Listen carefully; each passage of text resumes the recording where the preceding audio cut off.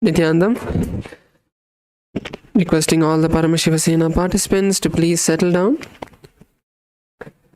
We have just about 2 minutes to begin the Nityananda Yoga. Make sure you have your Panchapatram and Udharani, a cup of water and a spoon. Make sure you have the Vibhuti and Kumkum, the Aushadha, on your forehead, and settle down on your yoga mat comfortably. If you're seated, get into a restful space. Just sit with your eyes closed. Remember Swamiji in your inner space. Unclutch from all the thoughts.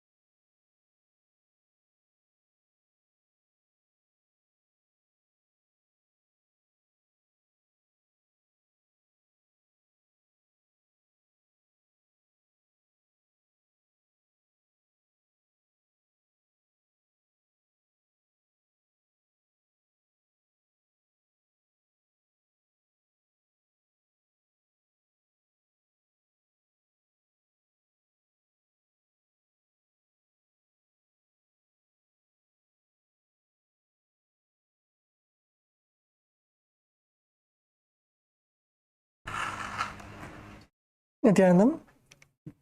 Let's now begin with the Sadguru Vandanam. Please settle down. Sit with your head, neck and spine and close your eyes. Anjali Mudra. Nityanandam Paramasukadam Kevalam Jnanamurtim Dvandvatitam Gagana Sadrisham Tattvamasya-dilaksham Ekam Nityam Vimalamachalam Sarvadhi Sakshibhutam Bhavatitam Trigunarahitam Sadgurum Tam Namami. Let us now chant the Shiva Mula Mantra 11 times.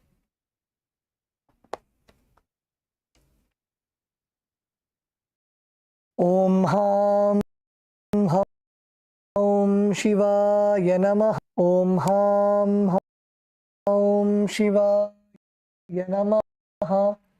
Om Ham Om Shivaya Namah.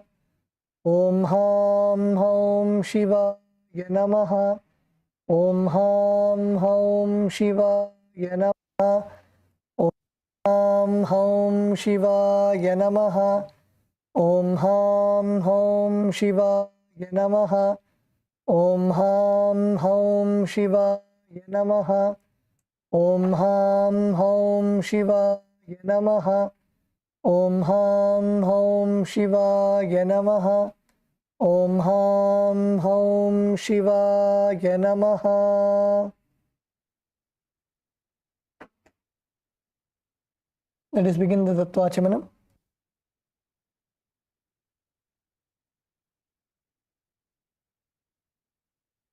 With your right hand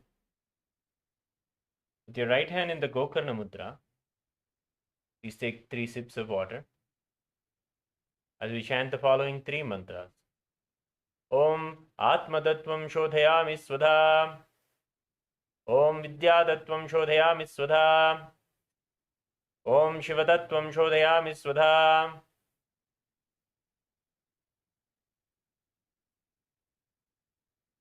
The base of your right hand thumb. Wipe your lips from right to left twice. Umham Hridaya Namaha. Rinse your hand again. The index, middle, and ring finger of the right hand touch above your upper lip and below your lower lip. With the index finger and thumb joined together, touch your right nostril and left nostril.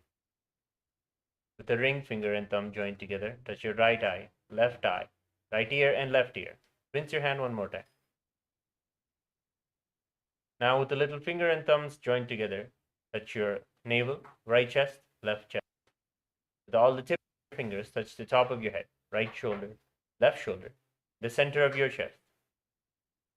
Rinse your hand one last time.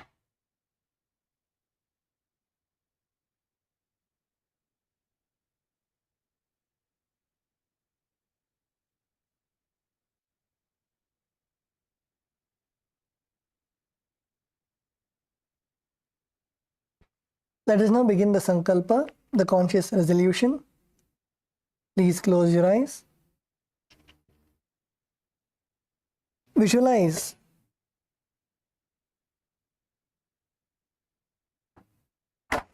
the Satya Sankalpa that you want to manifest for today. Visualize your inner space. What are the powerful cognitions that you want to manifest? Visualize your body, the way that you want to manifest your body, the way that you want to create your body.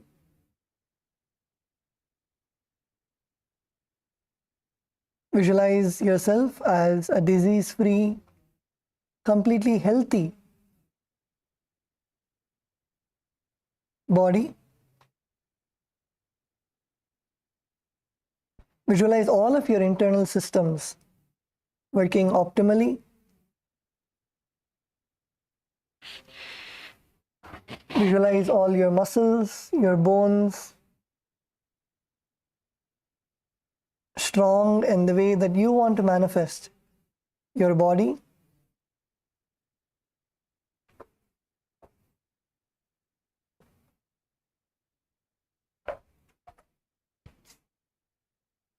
And with that, let us now begin the Sankalpa mantra. Place your right hand in your left hand. Keep both your hands on your right thigh.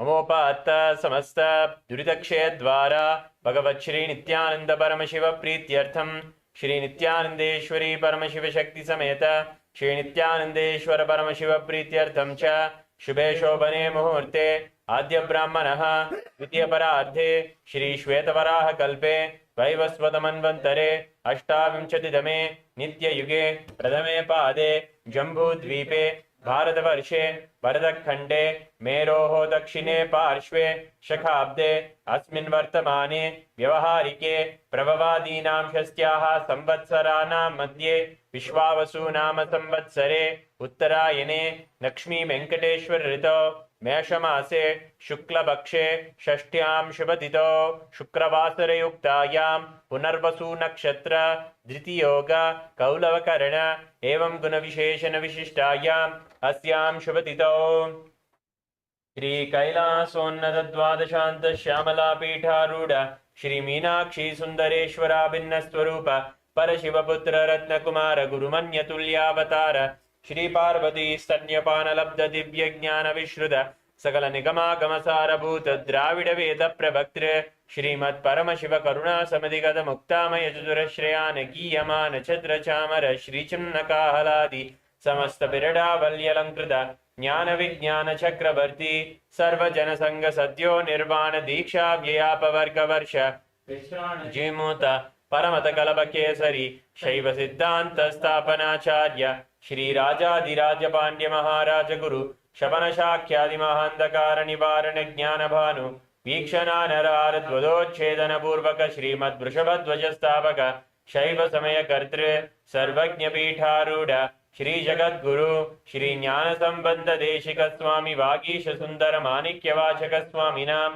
अवतार भूत श्री ज्ञान संबंध स्वामी पुनरुद्धृत श्यामला पीठ सर्वज्ञ पीठ तृणवत्युत्तर द्विशततम गुरु महासन्निधान अरुणगिरि योगीश्वर परंपरागत अरुणाचल सर्वज्ञ पीठ गुरु महासन्निधान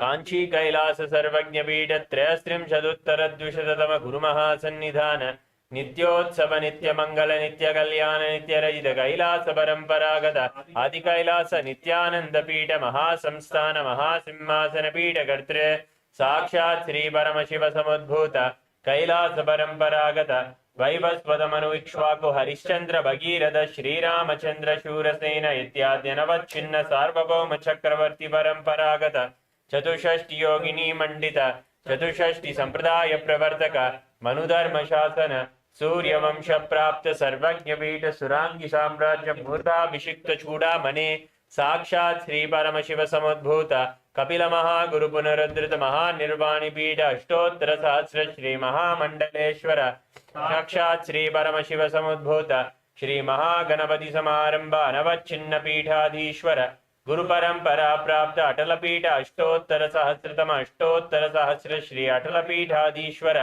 धर्म मुक्ति स्वर्ग पुरस्वर्ण पीठ त्रयोविंश गुरु महासन्निधान कैलास परंपरागत आदिपीठ सर्वज्ञ पीठ जगद्गुरु श्री कैलास पुनरुद्धारक श्री कैलास परमाचार्य श्रीमद् परमहंस परिव्राजकाचार्य वर्य सच्चिदानंद प्रणव स्वरूप श्रोत्रिय ब्रह्मनिष्ठा श्रीमद् जगद्गुरु श्री भगवत श्री नित्यानंद परमशिव श्री ज्ञान संबंध देशिक परमाचार्य स्वामिनां प्रीत्यर्थम पादारविंदयोः भक्ति सिद्ध्यर्थम गुरुकृपा कटाक्ष सिद्ध्यर्थम क्षेमस्थैर्य वीर्य विजय आयुरारोग्य ऐश्वर्याणाम् अभिवृद्ध्यर्थम धर्मार्थ काम मोक्ष चतुर्विध फल पुरुषार्थ सिद्ध्यर्थम समस्त दुरितोपशान्त्यर्थम समस्त मंगलावाप्यर्थम भगवत् श्री नित्यानंद परमशिव प्रसादेन सकुटुम्बस्य ज्ञान वैराग्य जीवन मुक्ति प्राप्त्यर्थम पूर्ण आरोग्य युक्त रात्रिक योग शरीर सिद्ध्यर्थम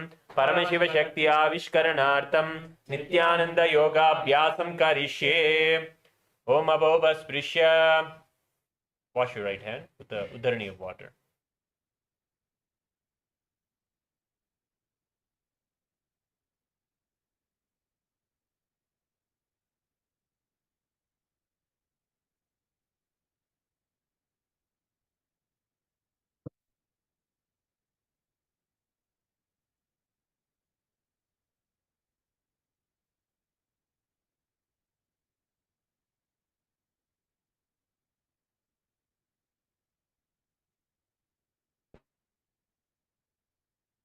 Nityanandam. Let us now begin with the Prathama Vinyasa Krama. The Prathama Vinyasa Krama is the sequence of 108 asanas, which we'll be taking all of you through. So the first asana in the Prathama Vinyasa Krama is the Sukasana. So Sukasana is sitting in a comfortable cross-legged position. Sit in a comfortable cross-legged position and keep your head, neck and spine in a straight line. So make sure that your back is straight.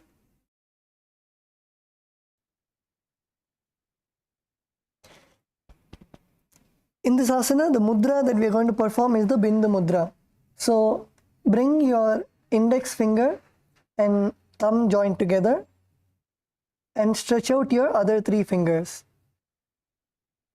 And keep your fingers on your respective knees. This is the Bindu mudra.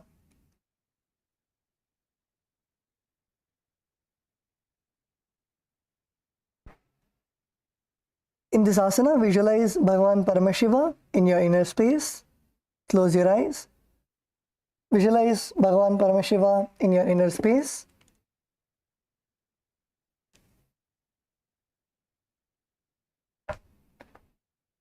The kumbhaka, the pranayama that we'll be performing is the samana kumbhaka. Samana kumbhaka, so let's do this together. It is a very beautiful kumbhaka where first you inhale deeply through the nostrils and then hold your breath. Inhale deeply and hold your breath. When you're holding your breath, visualize that the air is being filled in your jataragni, in the fire in your stomach, that you are fueling the fire in your stomach. And then slowly exhale.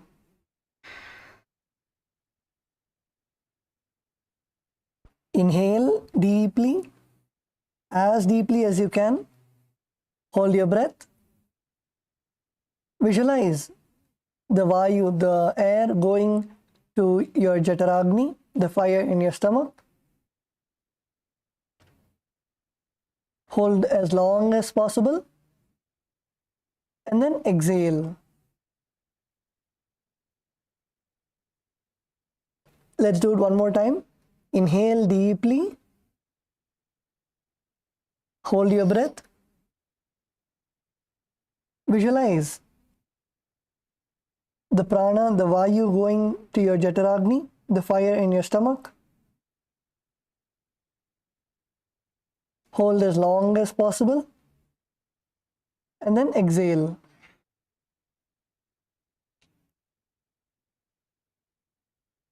This is the samana kumbhaka. So next we are going to also do the bandha. The bandhas are the energy locks in your body. So in this asana it is the Mahamudra Bandha, which means it contains 3 bandhas, 3 locks. The first is the Jalandhara Bandha. Jalandhara Bandha is locking your chin to the chest. So you will bring your chin to the chest and lock it there.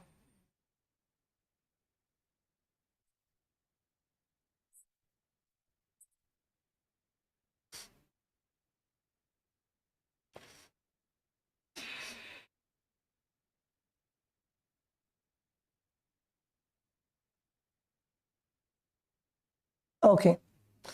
The next is the Uddiyana Bandha.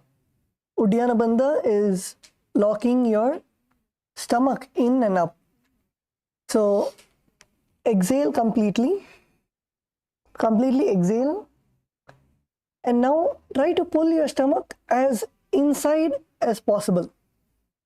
Pull your stomach. You can even keep your hand on your stomach. Keep your hand on your stomach and you should feel a hollow. You should feel a hollow under your rib cage. Try to pull your stomach as inside as possible.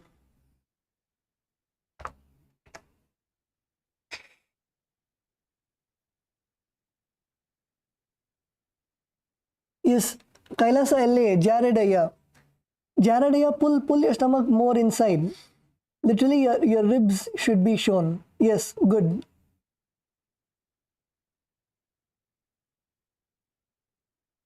Pull your stomach as in as possible. And then relax.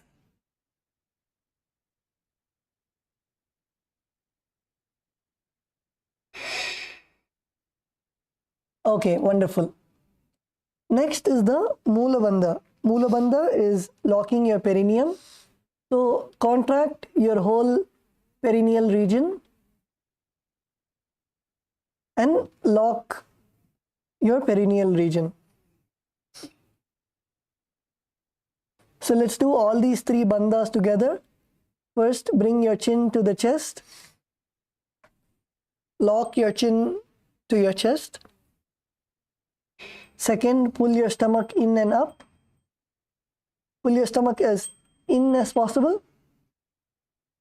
And then lock your perineum. contract your perineum.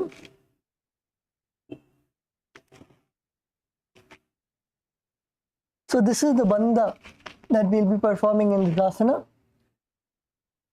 The final is the japa. The japa for this asana is the soham japa. So inside, in your inner space, internally chant the mantra soham, soham, soham.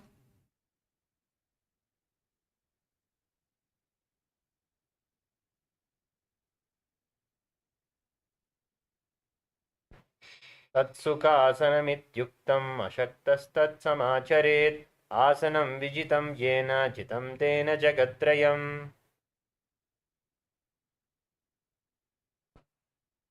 Okay, now relax. So that was the first asana, Sukasana. Now let's go to the next asana. The next asana is Parvatasana. So now in this asana, first you're going to stretch your legs out.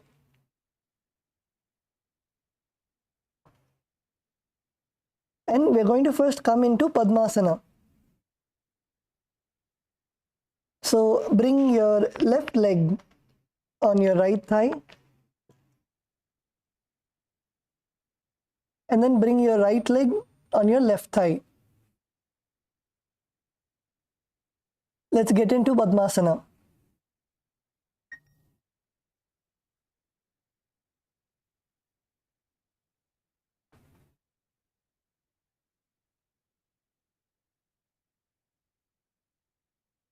Yes, Kailasa, Malaysia, good.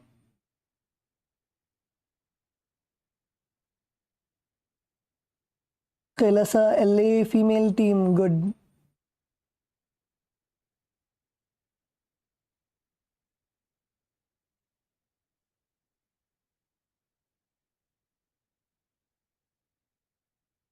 Camry.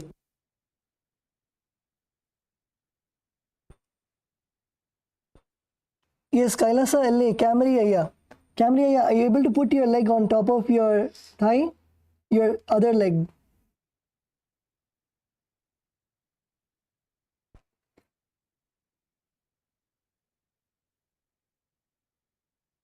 Yes, slowly. Slowly you can.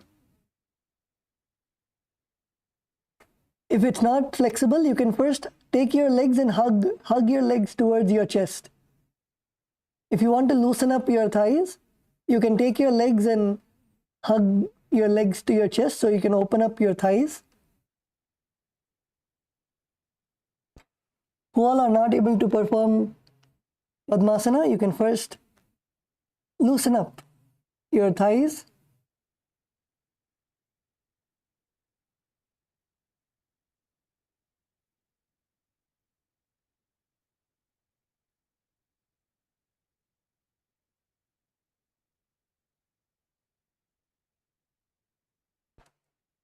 Okay, so once you loosen up your thighs, now you can try again. First put one leg on the other thigh and then slowly bring the other leg, bring your heel first. Bring your heel as close as possible and then try to slowly walk your legs slowly up.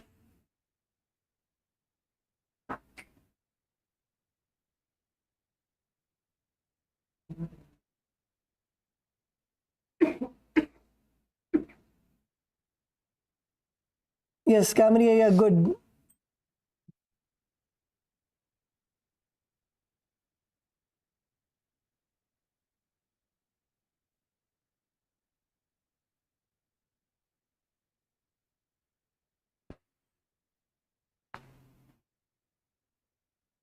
Kailasa சேலத்துலேயும் ஐயா நீங்கள் first உங்களோட காலை வந்து உங்களோட நெஞ்சு பக்கத்தில் கொண்டு வாங்க. உங்களோட கால் வந்து ஃபஸ்ட்டு நெஞ்சு பக்கத்தில் கொண்டு வாங்க. ஃபஸ்ட்டு உங்களோட தொடையை வந்து நீங்கள் தொடை மசில்ஸை வந்து லூஸ் பண்ணுங்கள். அதுக்கப்புறம் ஸ்லோவாக ஃபஸ்ட்டு ஒரு கால் வந்து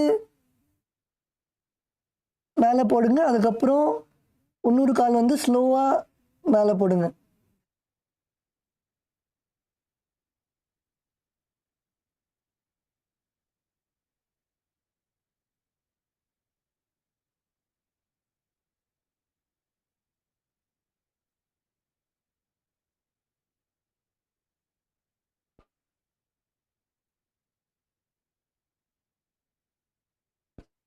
Okay, so once your legs are in Padmasana, you're going to have your hands in the Anjali Mudra. So bring your palms together in front of your heart center and then slowly raise your arms all the way up above your head.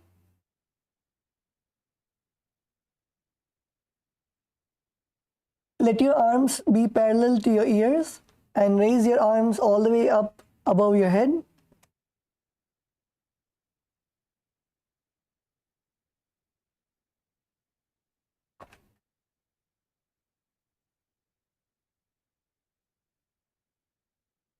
And close your eyes. Visualize yourself as Mount Kailash. Visualize yourself as a mountain. Visualize yourself as Mount Kailash, the abode of Paramashiva. And in this asana also, perform the same pranayama that we did last time. That is the Samana Kumbhaka. So inhale as deep as possible. And then hold your breath. While holding your breath, visualize the prana, the vayu going all the way to your Jataragni, the fire in your stomach. And then exhale.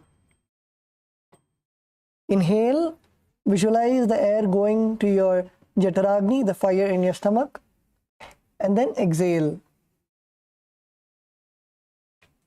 In this asana also, perform all the three bandhas, the energy locks. First is the Jalandhara bandha. Bring your chin to the chest. Lock your chin to the chest. Second is the Uddiyana bandha. Pull your stomach in and up. Make a hollow. You should make a hollow below your rib cage. And third is the Mula bandha. Mula bandha is contracting your perineal region. Perform all these three bandhas. Yes, Camry Aya, your Uddiyana bandha is good. And even Jared Aya, your Uddiyana bandha is good.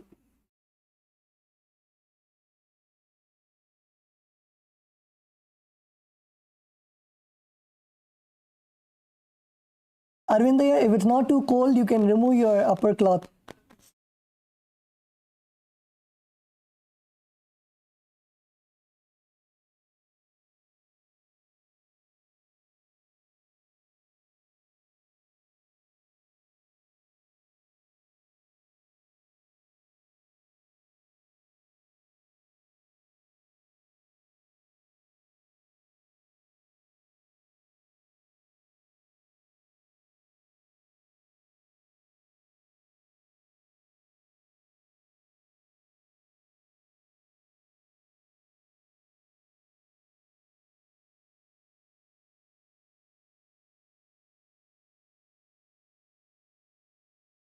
And perform the internal japa, Soham. Soham. Soham. अधवक्षे Mahadev Parvatasana Mangalam यत्कृत्वा स्थिररूपिष्यात् षट्चक्रादिविलोपनम्.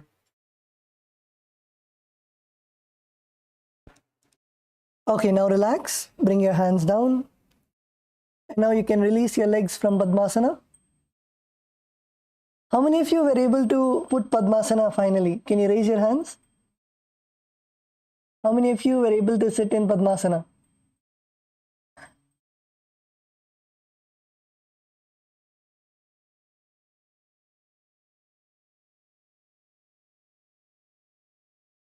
Okay, wonderful. So next, let's go into the next asana. The next asana is Khali pavasana.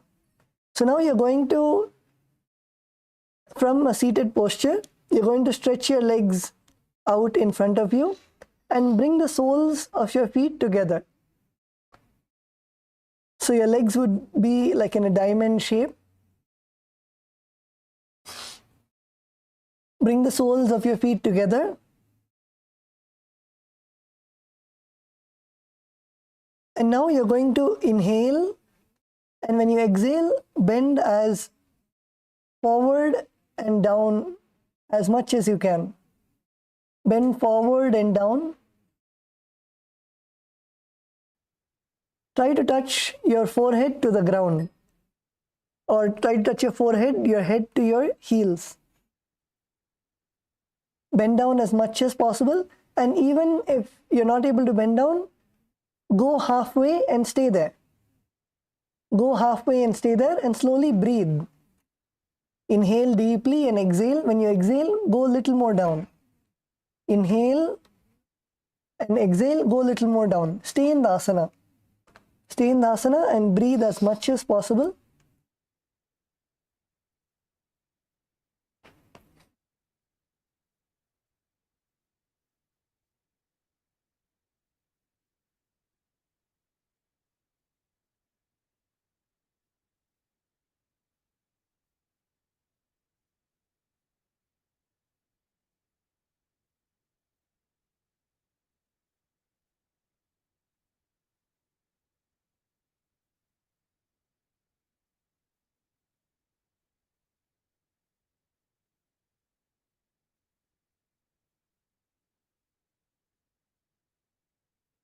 Yes, Kailasa, Malaysia. Kailasa, Malaysia.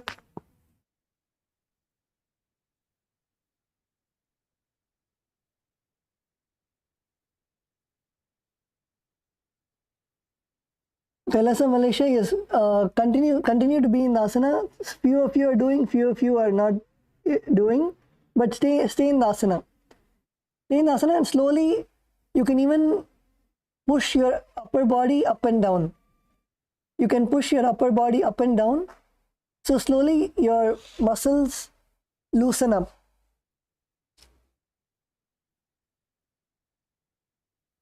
For those who are not able to touch their forehead or head to your feet, slowly you can go up and down and try to slowly come all the way down.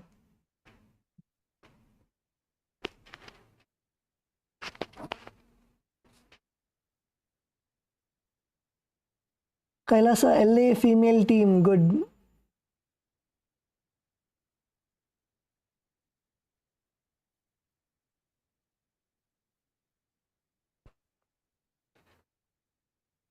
Kailasa LA male team, Arvindaya, good. Jaredaya, good.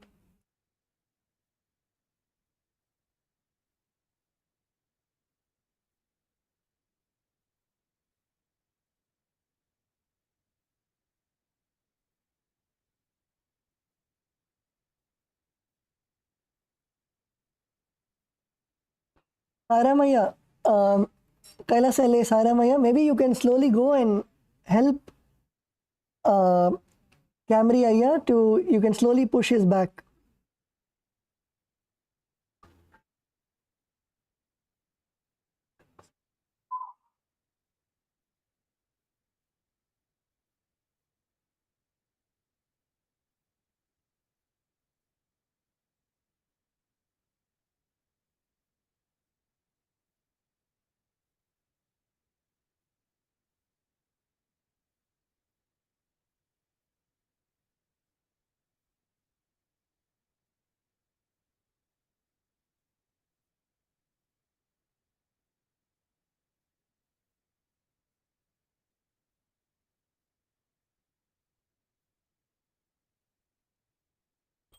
Sudashivamaya Aya, Aya, head to the toes, head to the feet. Push down.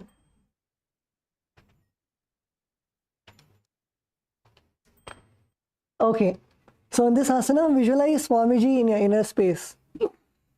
Close your eyes and visualize Swamiji in your inner space and perform the Samana Kumbhaka while you are in the asana. Stay in the asana, don't come out. Stay in the asana, and in the asana, perform the Samana Kumbhaka. Samana Kumbhaka, inhale as deep as possible and then hold your breath. When you're holding your breath, visualize the fire in your Jataragni and then exhale. Inhale, visualize the air going to your stomach the fire in your, fueling the fire in your stomach, and then exhale. And in this asana also perform all the 3 bandhas. So first is the Jalandhara bandha. Bring your chin to the chest.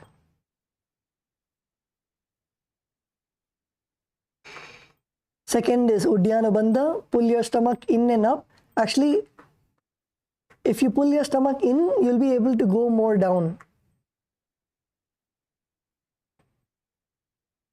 Pull your stomach in and try to go as low as possible. And third is the Mula bandha.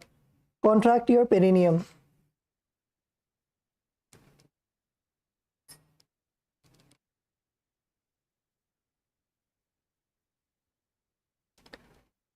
And internally chant the japa Soham. Soham. Soham. Purva vidyahu me janu be bhagatili samputithanu pushtipachedu karalyavo dashanakar sovam gahavo. Okay, now slowly come up. Slowly relax and you can come up.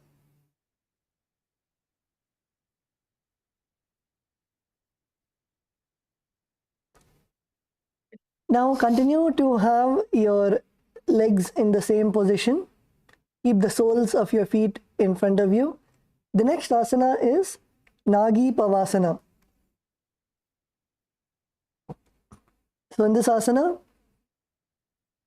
keep your legs in the same position, your soles together in front of you. And now inhale and raise your hands all the way up. Inhale, raise your hands all the way up and cup your palms. Cup your palms, making a hollow with your palms. Raise your hands all the way up and cup your palms. And now slowly bend all the way down. Bend all the way down, reaching your hands in front of you.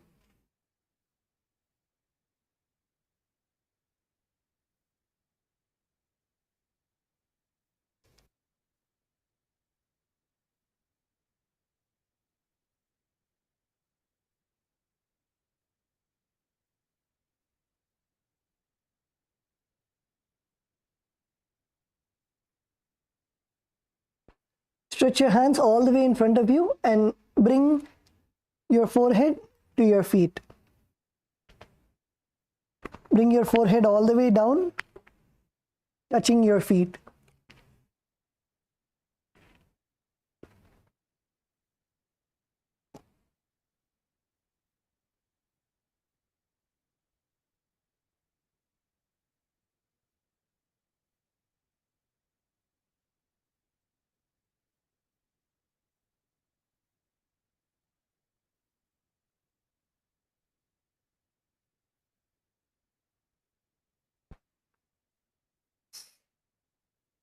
Yes, Kailasa LA, Atmanaya, that's you at the back, right?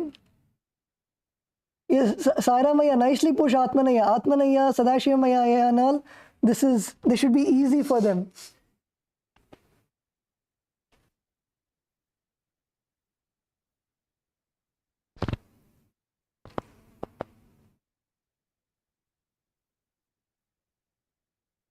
Yes, Kailasa, Malaysia. Kailasa, Malaysia, good. Push all the way and your forehead should touch your feet. Kailasa, Malaysia, male team, perfect.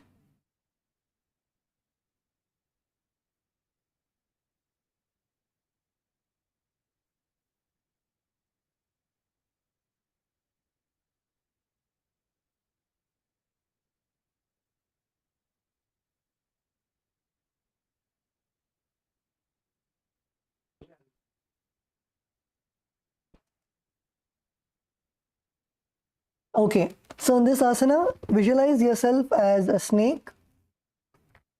Close your eyes and visualize yourself as a snake. And continue to perform the same pranayama. That is, inhale, Visualize the air flowing into your stomach, into your Jataragni. And then exhale. Inhale. Visualize all the air going to your Jataragni and fueling the fire in your stomach. And exhale.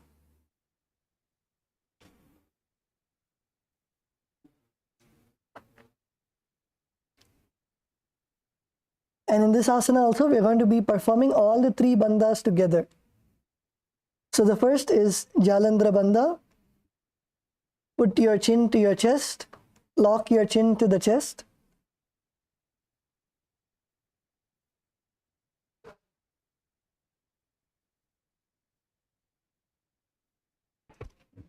Second is the Uddiyana Bandha. Pull your stomach in and up.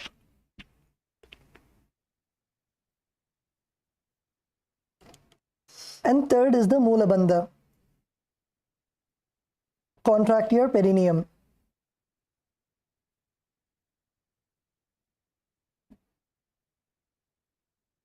In this asana also, perform the internal japa, Soham, Soham.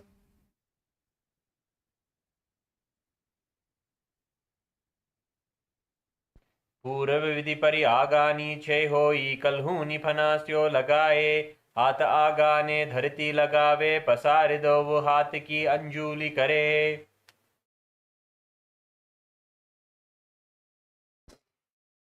Okay, now relax. You can come up.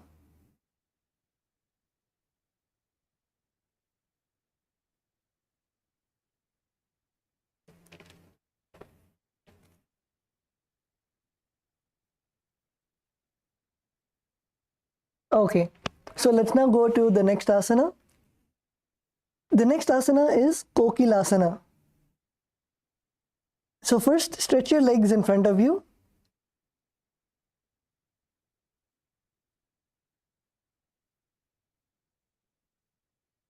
Stretch your legs in front of you. And now bend your knees.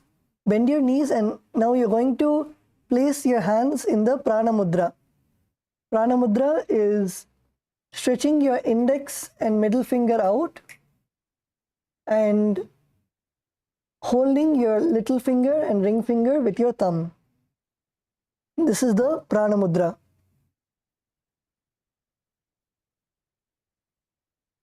Now you're going to hold your big toes with the Prana Mudra.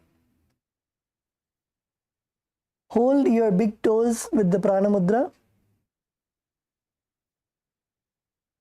And now stretch your legs out and upwards. Stretch your legs out and upwards. And now you're going to cross your legs in Padmasana. So bring one leg to the thighs and bring one more leg on top of your opposite thigh. Cross your legs into Padmasana.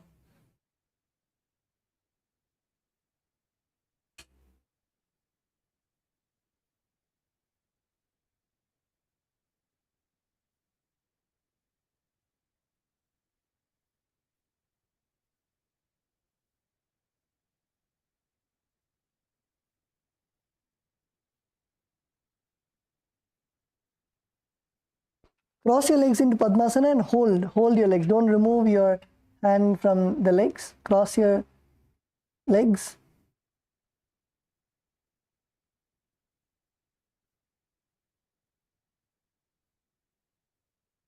Okay, now slowly bend down. Bend all the way down and keep your elbows on the ground.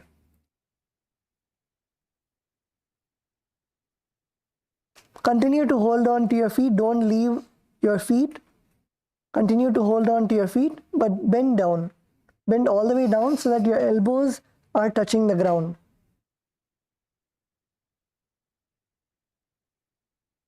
Yes, Kailasa, LA, good. Kailasa, Malaysia, good.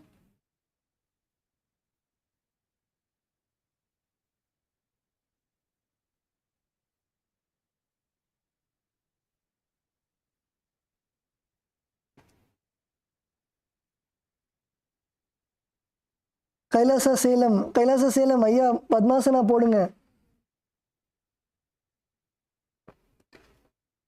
Padmasana போடுங்க. அதுக்கப்புறம் உங்களோட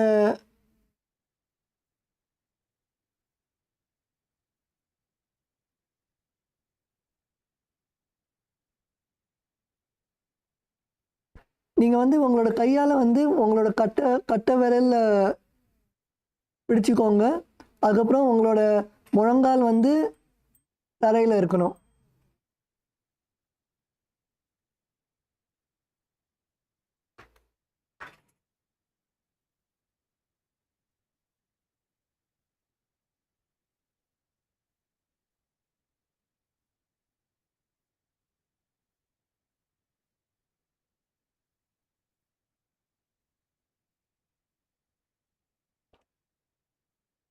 Okay, so in this asana, visualize yourself as a bird.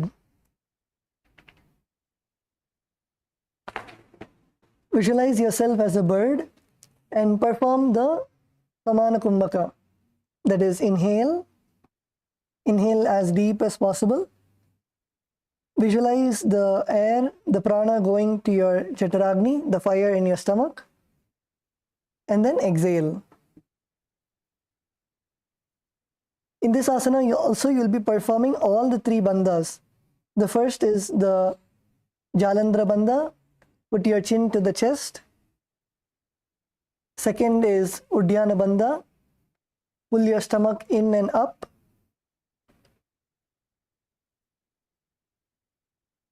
And third is the Mula bandha. Contract your perineum.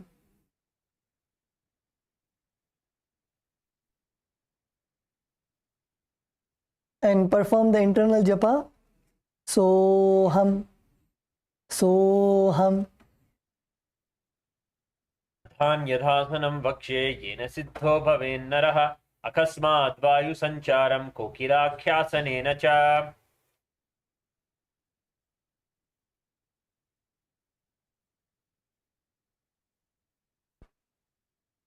Okay, now relax. You can now come up.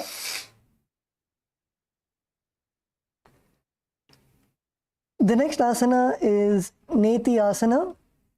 So in this asana, you're going to begin with the cross leg position. Sit with your legs crossed, and then now you're going to bring one leg on top of another. One leg on top of your other knee. And one leg should be below your other knee. So you should have one leg on top and one leg under. One leg should be on top of the other knee and the other leg should be below the other knee.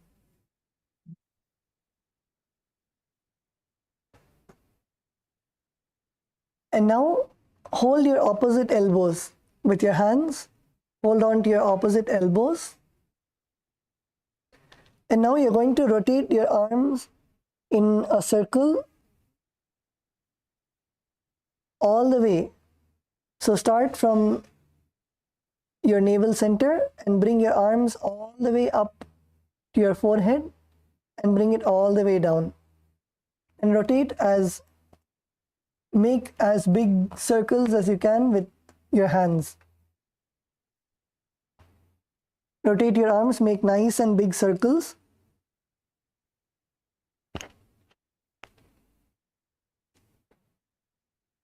Feel your shoulders loosening up.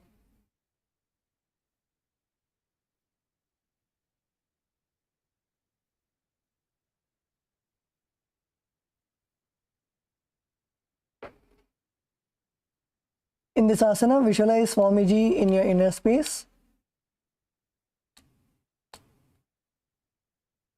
And if you are rotated in a clockwise position, now you can rotate anti-clockwise.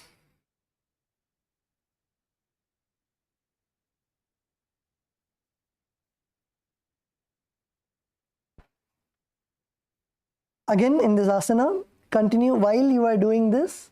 continue to perform the Samana Kumbhaka. That is, inhale as deep as possible and hold your breath. Visualize the prana, the air, going to your Jataragni, the fire in your stomach, and then exhale.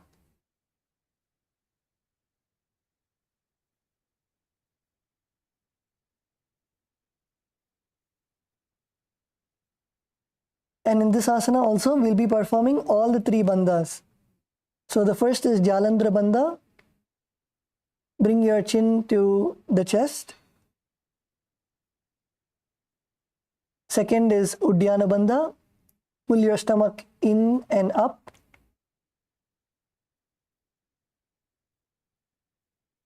And third is Mula Bandha. Contract your perineum. And perform the japa Soham, Soham. Oda Bamba Pada Ki Ast Mahili Soya Dacharana Kovarilo Ta Parigulpa Samoya.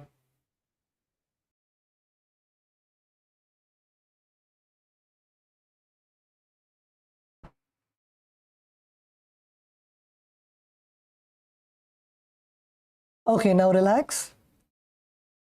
The next asana is Gajasana. So you can slowly release your legs and come to a kneeling down posture on your hands and knees. Come on to your hands and knees and lift your hips up as high as possible.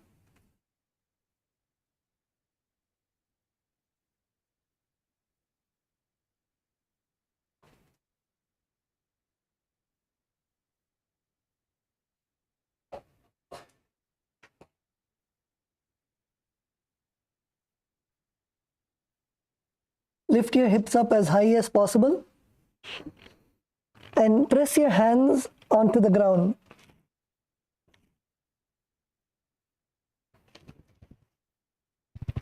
Now in this asana, what you're going to do is you're going to slowly bend your elbows and lower your head down as possible and scoop your head all the way up and come back to the starting position. So slowly bend your elbows, come all the way down, bring your head as close as possible to the ground, and then push all the way back. Bend your elbows and bring your head as close as possible to the mat, and then push all the way up back to the starting position. So continue to do this again and again. In this asana, visualize yourself as an elephant. Visualize yourself as an elephant.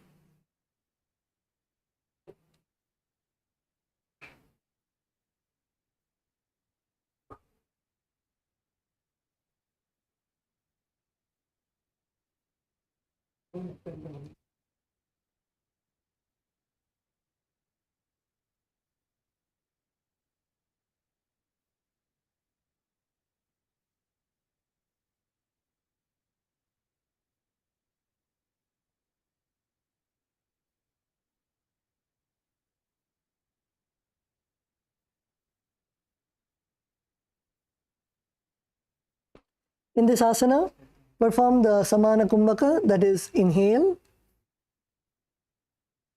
hold your breath, visualize the air going to your Jataragni, the fire in your stomach, and exhale. And in this asana, you'll be performing only two bandhas. One is the Uddiyana Bandha, pull your stomach in and up, pull your stomach inside. And second is the Mula Bandha, contract your perineum.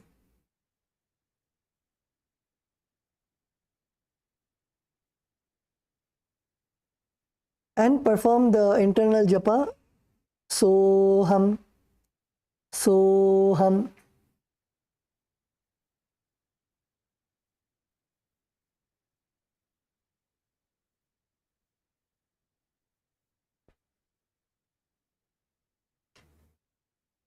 निब्जं पादाग्रे भूमौ कृत्वा लम्बीभूय मस्तकाग्रे निधाय नितम्बम् ऊर्ध्वमूर्तमन्य नाभिलक्ष्यं भूमौ नासिकामानीय हस्ततलपर्यन्तं नयेत् इत्थं पुनः पुनः कुर्यात् गजासनं भवति.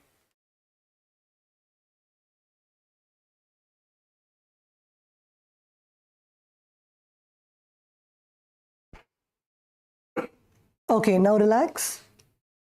Relax, but continue to be in the same position. Continue to be in the same Gajasana position. The next is Rkshasana. So continue to stay in Gajasana. And now what you're going to do is you're going to focus on pushing your heels to the ground. So you're going to keep your hips as high as possible. And then alternate pressing the heels into the ground while lifting the other heel up. So you're going to feel a nice stretch in your hamstrings, that is the muscle behind your thigh, and slowly press your heels onto the ground. So while you're pressing one heel, lift the other heel up, and when you're pressing the other heel, lift your other heel up. So keep alternating and pressing your heels to the ground.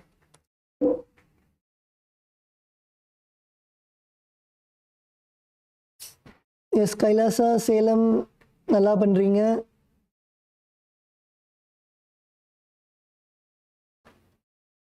Kailasa, LA, good.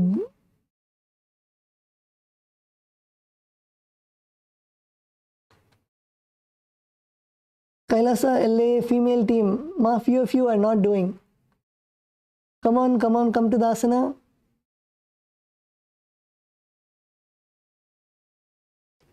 Press your heels onto the ground. You should feel a nice stretch in your hamstrings, in your thighs.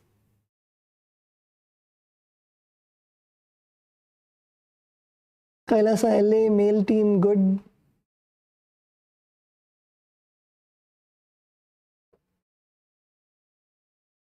Okay, so in this asana, visualize yourself as a bear. Visualize yourself as a bear. Perform the Samana Kumbhaka. Samana Kumbhaka is inhale. Visualize the air going to your Jataragni, the fire in your stomach, and exhale. Perform the Uddiyana Bandha.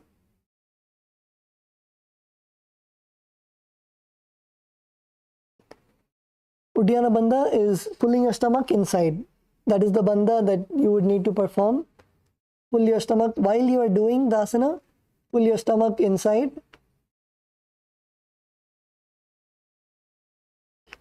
And hold the Mula Bandha also. Mula Bandha is contracting your perineum.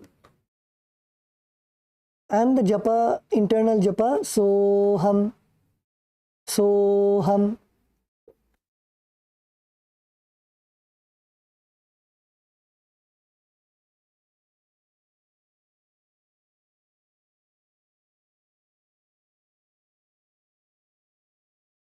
एकैकं पादमाकुञ्च्य गदासनं कुर्यात् रक्षासनं भवति.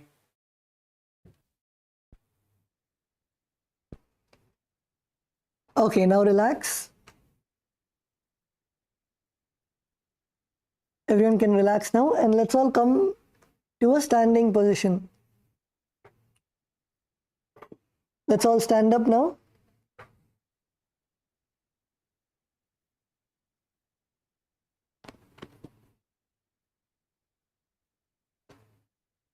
So the first asana that we are going to do standing is Vaishyasana. So in Vaishyasana, you're going to stand on your mat, and you're going to come up on your toes. Come up on your toes, lift your toes, lift your heels as high as possible and stand on your toes. And keep your head, neck and spine in a straight line. And now you're going to perform the Hridaya Mudra. So bring your index, middle and ring fingers to your heart center. Bring your index, middle and ring fingers to the heart center. And stand tall on your toes. Balance, don't fall down. Make sure that you are standing comfortably on your toes. And visualize Swamiji in your inner space.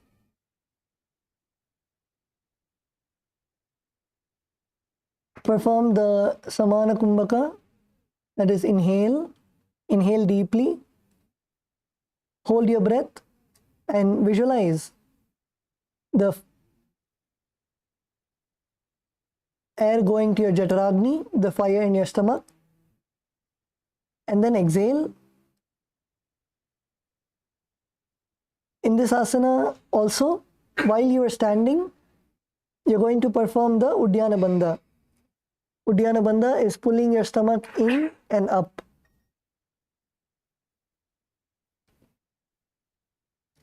Pull your stomach inside.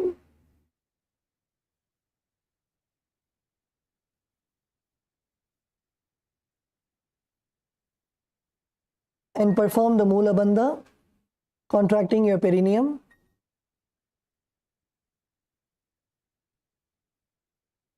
And the internal japa, Soham, Soham. केशेन पादयुगलं तद्वातिष्ठे दधोमुखः अथवा ईश्यावक्ष्ये यत्कृत्वा सत्यवान् भवेत्.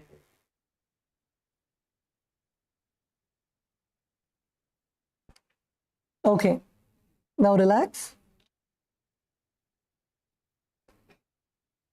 So now we are going to perform the first karana of the day. The first karana of PVK, the Prathama Vinyasa Krama, which is Urdhva Janu Karana. So now first requesting all the participants to look at the Acharya in front of your screen. So now first you're going to stand with your heels touching. Stand with your heels touching, your toes facing outwards, and slowly bend your knees.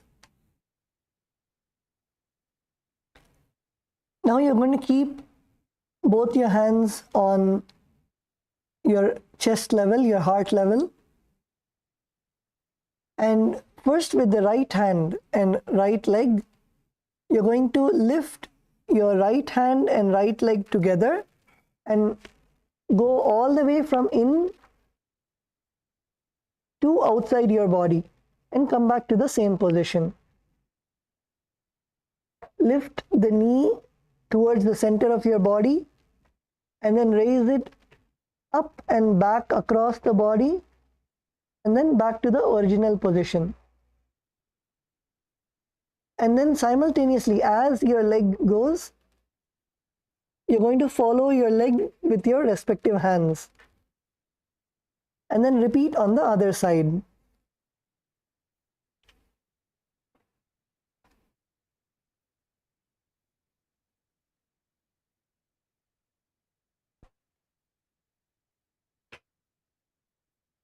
Slowly lift. This movement should be graceful. All the karanas that you do, you should be graceful like you're dancing.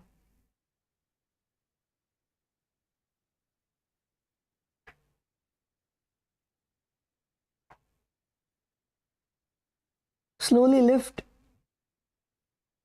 your knees all the way up to your body and then bring it all the way outside of your body and back to your original position.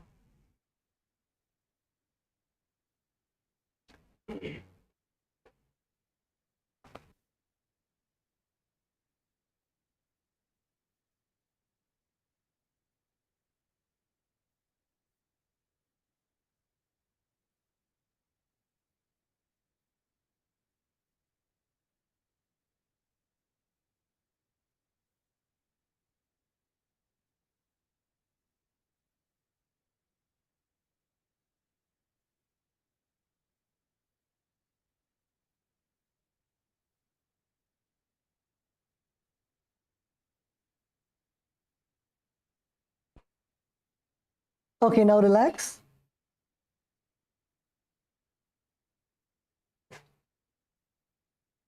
You can now relax. We'll be going to the next asana.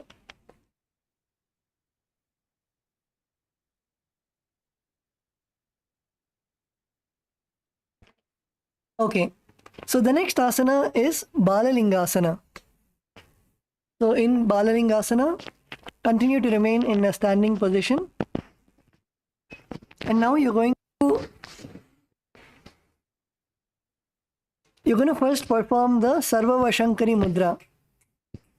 So take your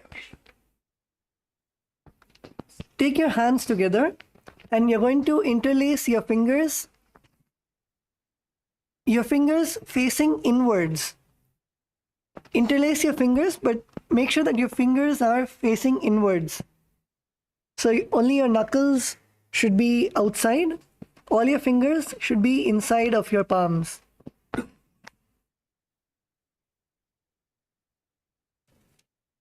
This is the Sarvavashankari Mudra. Okay. So now what you're going to do is first take your right leg and you're going to clasp your right knee with your Sarvavashankari Mudra. You're going to clasp your right knee and bring it as close as possible to your chest. Bring your knee as close as possible to your chest. Yes, pull, pull, pull.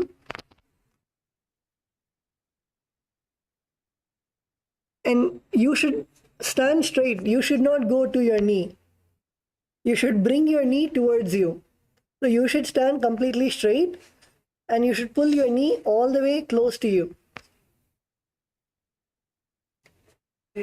Yes, Kailasa LA female team, good. Kailasa Malaysia, good. Kailasa LA male team, good. Kailasa Salem ஐயா உங்களோட கால் உங்களோட முட்டி வந்து நல்லா இழுங்க. முட்டி வந்து உங்களோட மார்பு பக்கத்துல இருக்கணும்.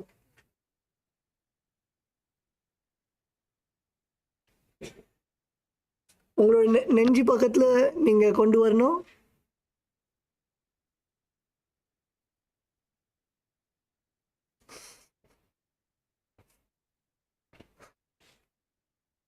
Bring your knee as much as possible.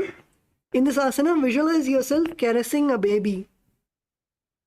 Just like how you would hold a baby close to you. Just like that, visualize yourself caressing a baby.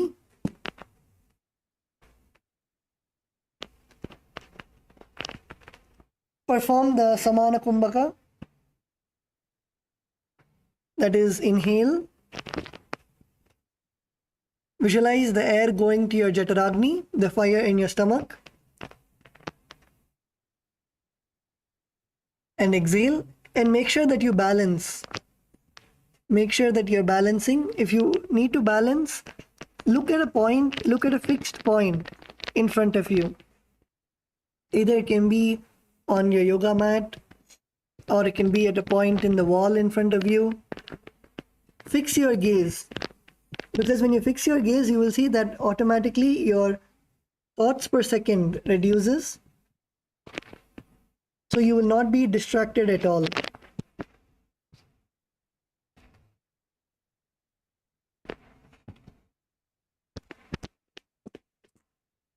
And in this asana also, we'll be performing all the three bandhas.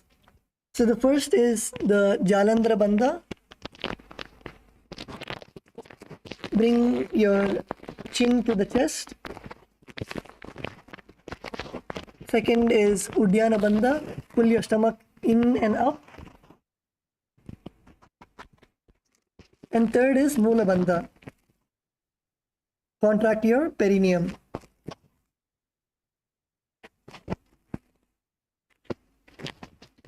And chant the internal japa, Soham, Soham. Ekam janu ursiyalingya statavyam balalinganam bhavati. Yes, now slowly lower your legs down and we'll now be moving into the next asana, which is Pada Piranasana. So once again in this asana, we're going to be standing on one leg. So make sure you are nicely planting your left leg as we're going to be raising our right leg up. So once you've planted your left leg firmly on the ground, slowly raise your right leg up all the way towards your buttocks and hold your leg with both of your hands. This is called Parashamudra. So in the previous asana, we did Sarvavashankari Mudra, where you interlaced your fingers from the inside out. That is Sarvavashankari Mudra. Parashamudra is where you are interlacing or holding your hands from the outside. This is Parashamudra. So hold your leg with both of your hands and now raise your leg up. Raise your leg as high as you can and keep your knees together. Bring your knees together. Make sure your knees are in one line. Try to pull your leg as back as possible, bringing your legs in one line. Yes, good. Kailasa, LA, that's good. Male team, that's good. So once again, in this asana, as we are balancing on one leg, it is a very good technique to gaze at a drishti point, a point in front of you or below you, whichever is comfortable, more easier for you. You can see, bring your awareness to a particular point in front of you and try to gaze at that point. This will help you stabilize your body.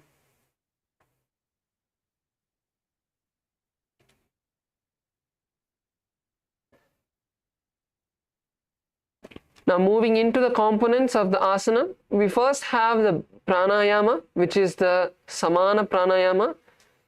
Continue to inhale through your nostrils and feel the air going into your stomach and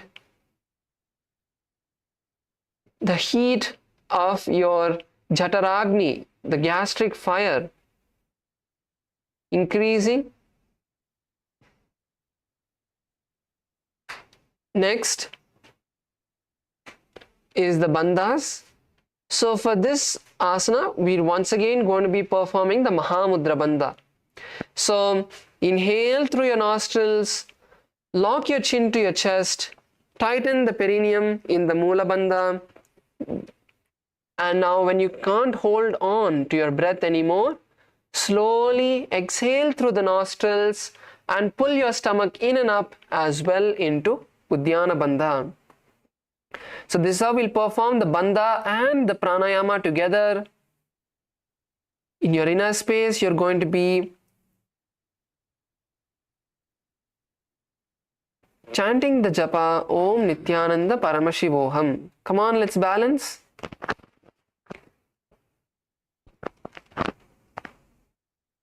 स्थित्वे कस्मिन् पादतले कराभ्यां विष्टयत्तनं पृष्ठे संस्थाप्य यत्येन पादपीडनमासनम्. Slowly lower your legs down. Slowly lower your legs down. And now we're going to be moving into the next asana, which is Natarajasana.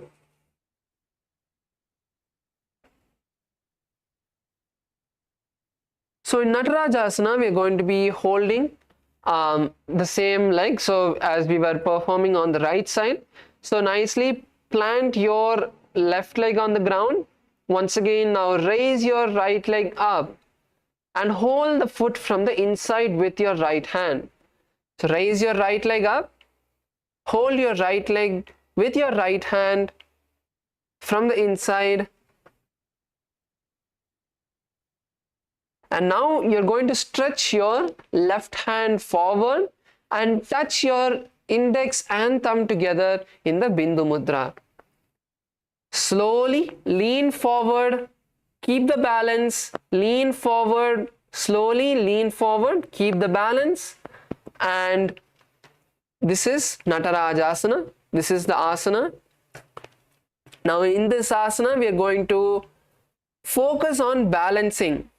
Let's all focus on balancing, nothing else. So once again, gaze at the drishti point.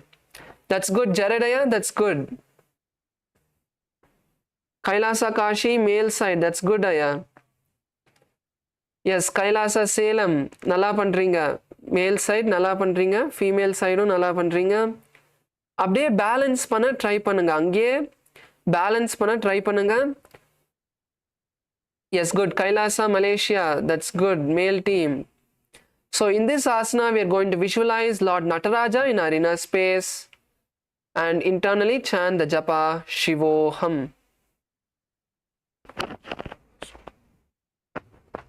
Uttana padam kraunchancha marichim veerabhadrakam Natarajam trikonamcha suptangashta prasarane. Slowly lower your leg down. Let's lower our leg down. That's good.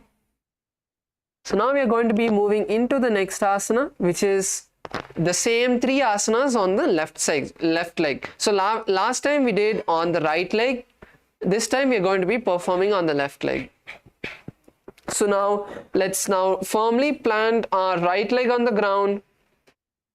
And now raise your, before you raise your leg, let's first interlace our fingers into the Sarvava Shankari Mudra.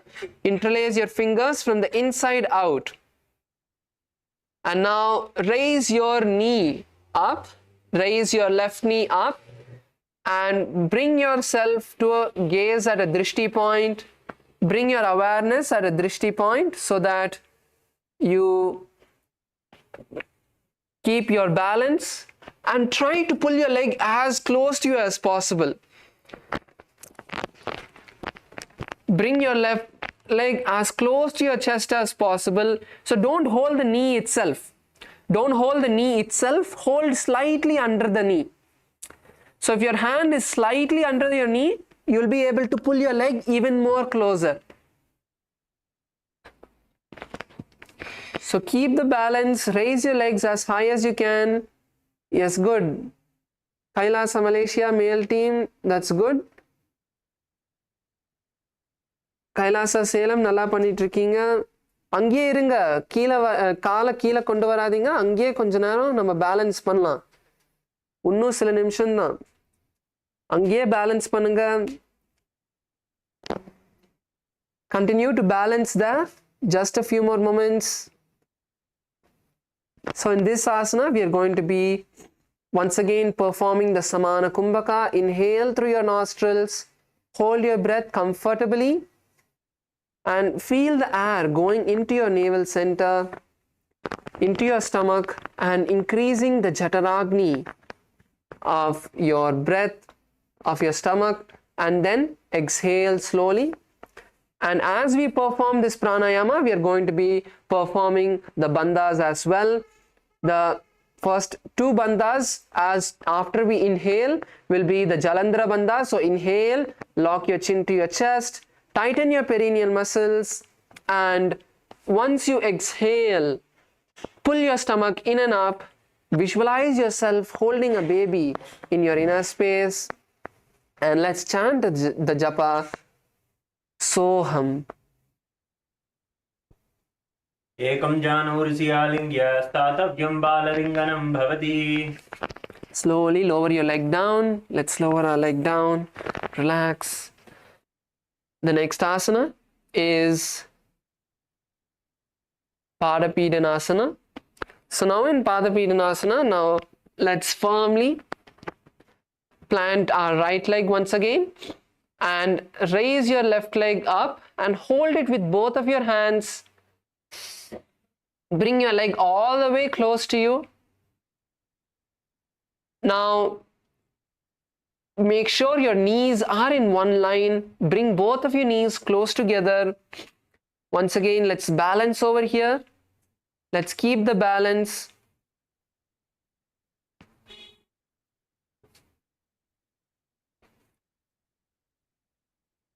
Hold your leg with both your hands and keep the balance.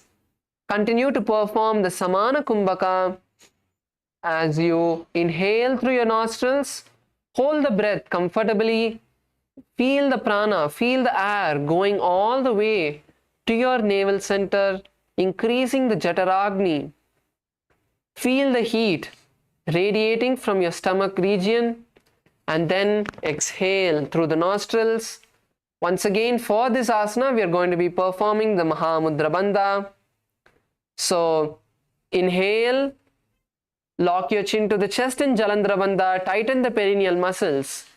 And then, when you are not able to hold on anymore, exhale through the nostrils and pull your stomach in and up into Dhyana Bandha.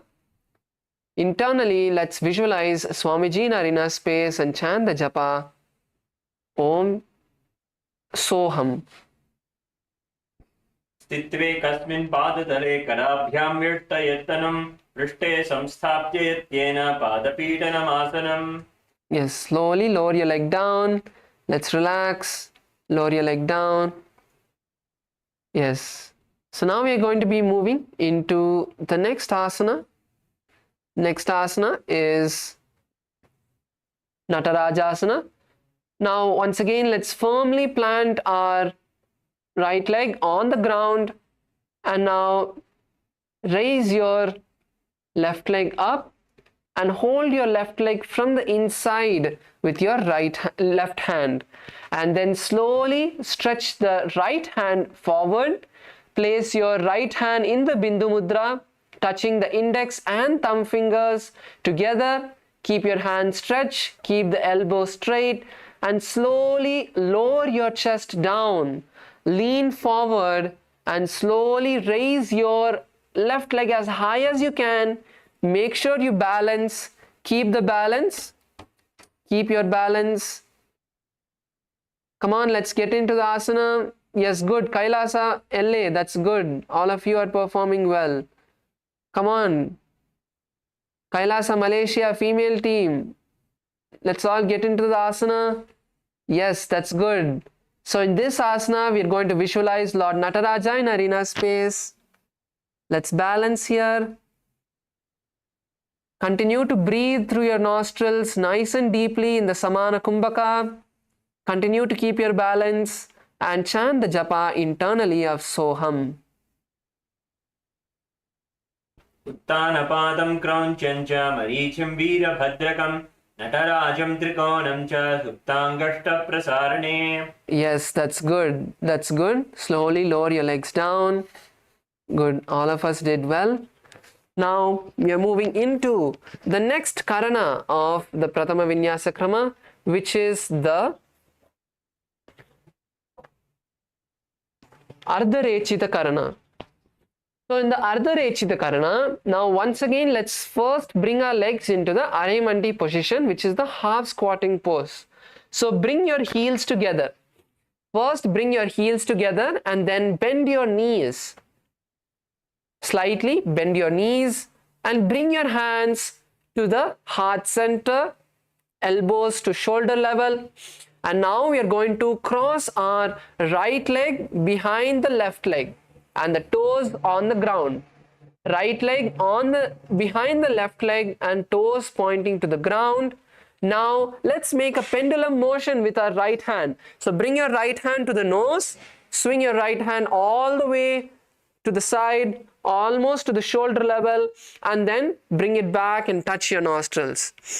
Touch your nose and then repeat this a few times, and then bring your hands back to the same position and then switch the position of your legs. So bring your left leg behind the right and make a pendulum motion with your left hand.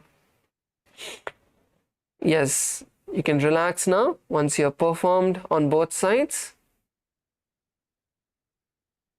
Let's relax.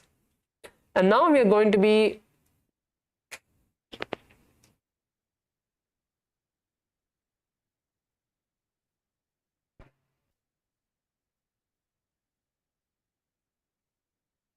move into the next, which is the skeleton dance. So this skeleton dance is a beautiful way, a very powerful technique to awaken and make our entire body alive. So usually when we do the whole Pratama Vinyasa Krama, this skeleton dance would come in the first 10-15 minutes of the entire sequence when we do a 1 hour yoga session. But now, as we are spending more time in each asana, we are going to be doing it now. So let's all just keep our hands by our side, close your eyes, and take a moment to visualize your entire body as a complete skeleton. No flesh, no skin, nothing. Completely forget your identity. You're going to only see your entire body as a skeleton structure.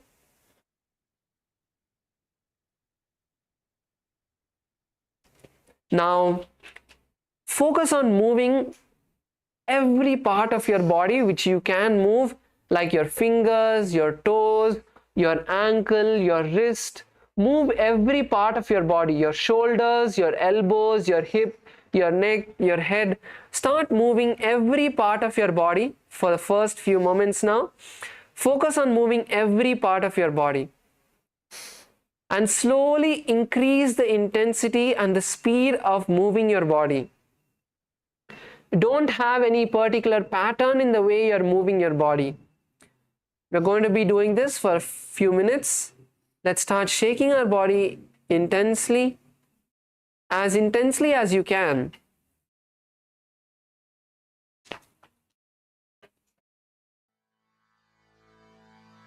கலியுகத்தை காக்க வந்த நித்யானந்த சாமி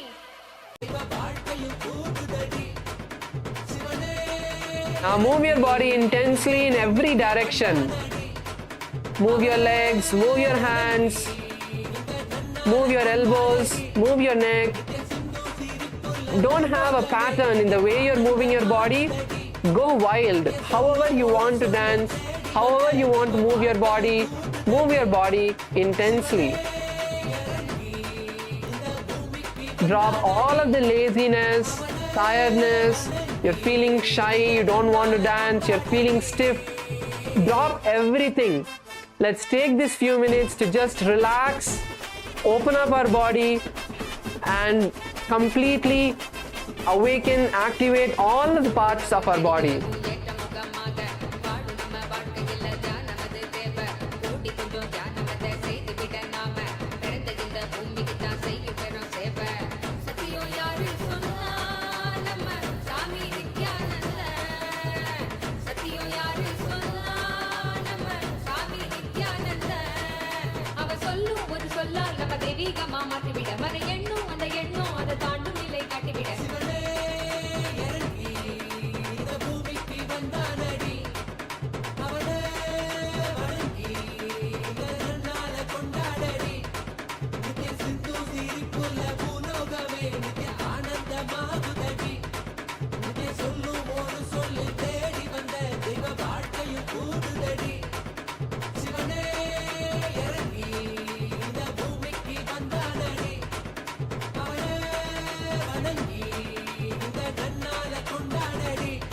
Few more minutes, let's keep the intensity.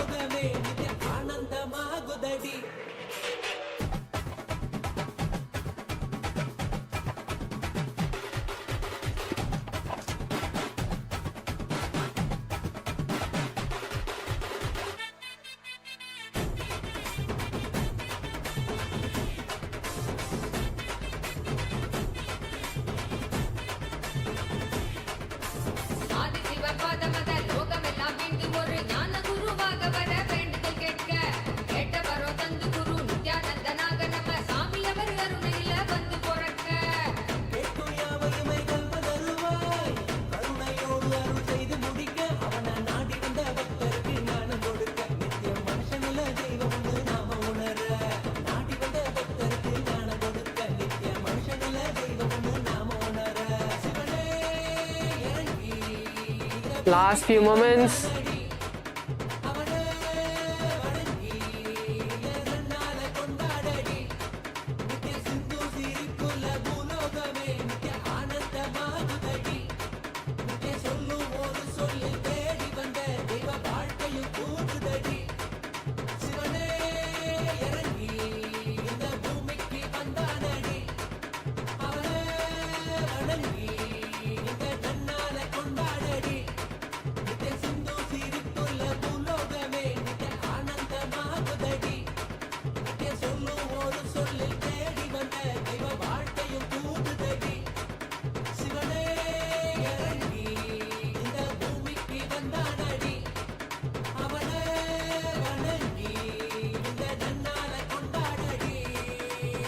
Yes, now slowly relax, come to a standstill. Let's stop moving our body. Just stand. Keep your hands by your side. Just stand with your hands by your side. Completely relax. Focus on your breath. You can adjust yourself, adjust your mat later. Just stand by yourself. Just keep your hands by your side. Inhale and exhale. Don't tie your hands. Don't lock your hands. Just keep your hands by your side. Just relax. Focus on breathing. Inhale as deeply as you can, completely filling your lungs. And completely exhale.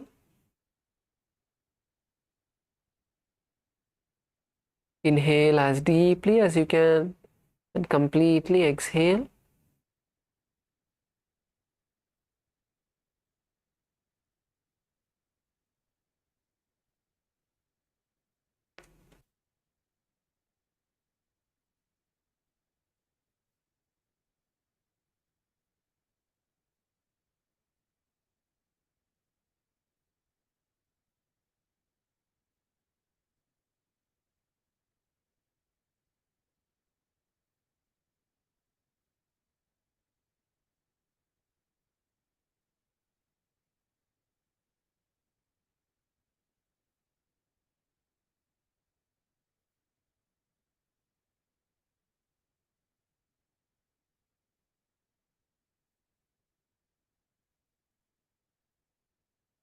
Inhale and exhale as deeply as you can. Yes, now we can slowly open our eyes and we're now going to be moving into the next asana, which is Tadasana. Now in Tadasana, let's bring our feet together and we're going to stand with our hands raised above the head. So let's take a nice deep breath. Raise your hands all the way up and try to bring your shoulders, your hands back. So many of us are keeping our hands pointed a bit forward. So bring your hands all the way back, your elbows by the side of your head. Open up your shoulders nice and wide. Keep your hands apart. Don't bring your hands together. Keep your hands apart. Elbows straight, fingers pointed up. And now slowly raise yourself onto your toes as high as you can. Visualize yourself as a palm tree, a tall tree in your inner space. We are going to continue to perform the Samana Kumbhaka. Inhale through the nostrils as deeply as you can. Hold your breath comfortably, and as you hold your breath, you're going to visualize the intense fire in your stomach. And then exhale and continue to perform the Mula Bandha. Tighten your perineal muscles.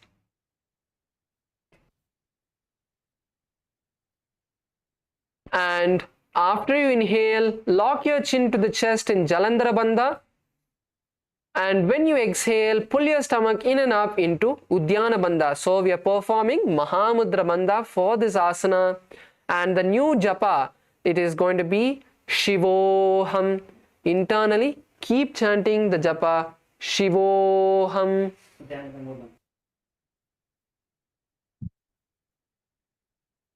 महामुद्राबद्ध कौनु tadasana विभेदकान् विनोत्तानं सदा कुर्यात् धन्तर्वत्नि पतिप्रियात्. Now, from this position that we are in, let's now take a deep breath. Keep your hands up. Let's keep our hands up. Let's take a deep breath. And as we exhale, lower yourself down all the way. Keep pushing your hips down. Don't just bend your back. You want to push your hips down all the way to the mat, all the way, bringing your chest to your thighs. Bring yourself as low as you can. You don't need to bring your forehead to the knees if you can't. That's fine. But keep your position wherever you are. Let's get into the position. Let's push ourselves as much as we can. How much ever you're able to go forward. If you're able to just hold your knees, that's fine. If you're able to hold your calves, that's fine. If you're able to touch your toes, that's fine. Go into the position. Let's stay there. Keep your knees straight. Keep your knees straight. Don't bend your knees. Keep your knees straight and lower yourself as much as you can. How much ever you're able to lower yourself down, that's fine. But keep your knees straight so that you can start stretching the legs, start stretching your calves, start stretching your the thighs. So lower yourself. Let's lower ourselves as much as we can and stay here. Feel your entire body stretching. Feel your back stretching. Feel your calves stretching. Feel your thighs stretching. Feel your knees stretching. Let's feel our body stretch slowly. Let's stay here for a few more moments. Keep breathing. It's very important you keep breathing in this asana. Only when you breathe nice and deeply, your body is going to relax. And only when your body relaxes, you will be able to perform the asana. You will be able to push yourself forward. So how much ever low you're able to go, let's stay there and hold. Good. Kailasa LA, female team, that's good. Kailasa Malaysia, female team and male team, that's good. Salem, சூப்பராக பண்ணுறீங்க. அங்கேயே இருங்க. எவ்வளோ கீழே உங்களால் போக முடியுமோ அவ்வளோ கீழே போயிட்டு நல்லா ஆழமாக மூச்சு உள்வாங்குங்க. நீங்கள் எவ்வளோ ஆழமாக நீங்கள் மூச்சு உள்வாங்குறீங்களோ அவ்வளோ உங்கள் உடம்பு அப்படியே ரிலாக்ஸ் ஆகும். உங்கள் உடம்பு ரிலாக்ஸ் ஆகும்போது உங்களால் இந்த ஆசனா இன்னும் நல்லா பண்ண முடியும். உங்களால் உங்கள் உடம்பை இன்னும் தள்ளி உங்கள் தலையை உங்கள் முட்டி வரைக்கும் கொண்டு வரதுக்கு நீங்கள் இன்னும் ஈஸியாக பண்ண முடியும். Good. Kailasa LA, male team, that's good. So in this asana, we are going to visualize Swamiji in our inner space, and we are going to continue to chant the japa Shivoham. Mahamudra Bhadda Konu Tarasana Vibhedakan Vinottanam Sada Kuryat Antarvatni Badipriya. Yes, now let's bring our hands and feet to the ground as we enter into Rkshasana. So now in Rkshasana, there are two variations of how we can perform this asana. So the first is the regular variation. So you can keep your hands and legs on the ground, lower your chin to the chest and slowly rotate it from side to side. Let's go nice and slow. Push your neck all the way to the right and then slowly turn your neck and bring it to the left. And if you feel that this is difficult, maybe your wrists are hurting a bit, then you can place your knees on the ground. So if you feel this is hard, you can place your knees on the ground and do the same asana.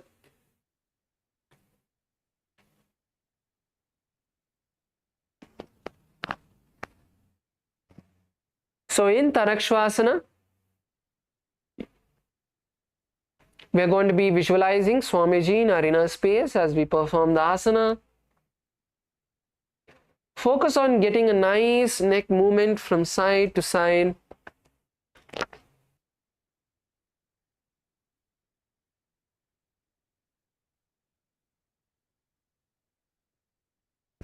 And the japa for this asana is Shivoham. Continue to chant the japa internally of Shivoham. Gajasana vastitva mastakam varam varam dakshina kukshim savya kukshim nayet Rkshasana bhavati. Now You can lower your body onto the mat. Bring your stomach onto the mat. Keep your toes pointed backward. Keep your hands by your side. And now we are going to perform Bhujangasana. So in Bhujangasana, we are not going to raise our entire upper body up. We are not going to bring our entire body up. In Bhujangasana, you are going to use the strength of your lower back. So using the strength of your lower back, you are going to lift your upper body as much as possible. You should be able to remove your hands and stay there. So that is how much you should lift your body, not your entire upper body. So you should keep your hands on the ground. You should keep your hands on the ground, but just for you to check yourself, if you're using your hand strength or if you're using your lower back, you can slightly remove your hands and see if you're able to lift your body up. So let's push ourselves as high as we can. And now open your mouth and inhale through the back of the throat in Bhujangani Mudra. Let's inhale as deeply as you can. Open your mouth and inhale as deeply as you can through the back of your throat. And then exhale through the nostrils. No need to hold the breath. Inhale with your mouth open through the back of your throat and exhale through the nostrils. We are going to be visualizing a cobra in our inner space.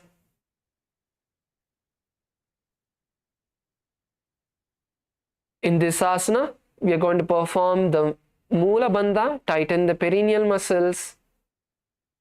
Keep your toes pointed back. Some of you are keeping your toes pointed up. Keep your toes pointed backward. Keep your feet together. Kailasa Malaysia female team, some of you are keeping your legs apart. Bring your feet together and chant the japa Shivoham internally. Angushtanami paryantam adho bhumo vininyaset karabhyam chadaram dhritva udvashirshapanivahi. Yes, now slowly let's rise up and come into a seated position. So now we have 20 more minutes for the yoga session, and as this is the second day of our yoga session and as many of us are new to the yoga, I would like to take a few questions from all of you about anything in particular about today's yoga session or in general about what is yoga, how to perform particular asanas. If you have any questions about yoga, you can come forward to the mic and ask your questions and I'll be really happy to answer them. So இப்போ வந்து நம்மளுக்கு இன்னும் 20 நிமிஷம் இருக்கு யோகா செஷனுக்கு. இப்போ உங்களுக்கு ஏதாச்சும் இந்த யோகா பற்றி, நித்யானந்த யோகா பற்றி, இன்னைக்கு பண்ண யோகா பற்றி ஏதாச்சும் கேள்வி இருந்ததுன்னா நீங்கள் வந்து நல்லா வந்து கேட்கலாம். நான் வந்து எவ்வளோ எனக்கு வந்து ஆன்சர் பண்ண முடியுமோ நான் அதை ஆன்சர் பண்ணுறேன். So Tamilyum கேட்கலாம். You can ask in English as well.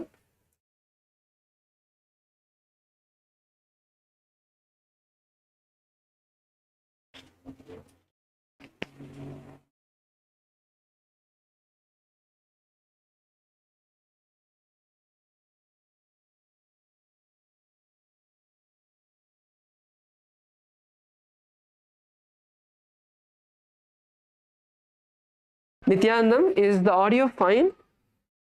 Sairamaya, is the audio clear? No, Maharaj, you were cracking up a little bit. Yes, I can hear you clearly. Is it still the same? No, it's better now. Okay, good. It's better. Sorry, could you repeat that, Aya?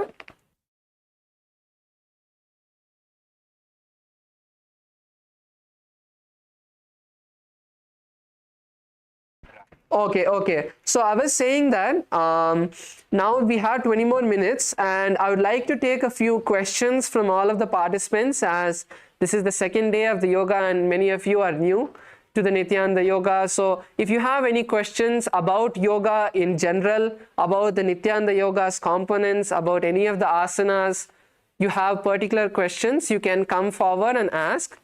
தமிழ்லையும் நான் வந்து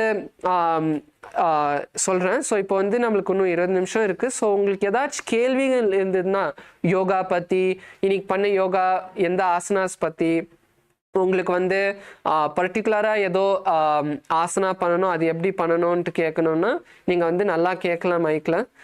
நான் வந்து answer பண்ணுறேன்.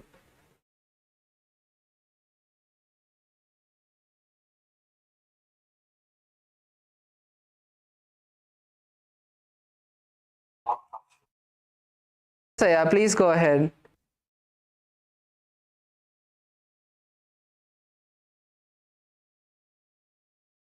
Your voice is echoing, Aya.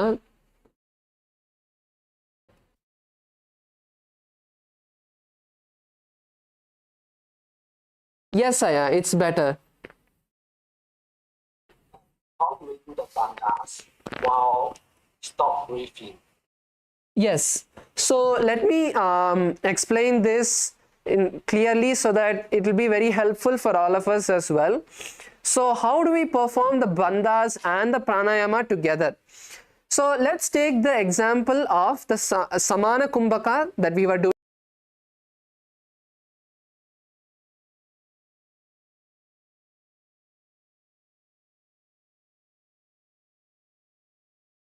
So these are the 3 steps that the Samana Kumbhaka has.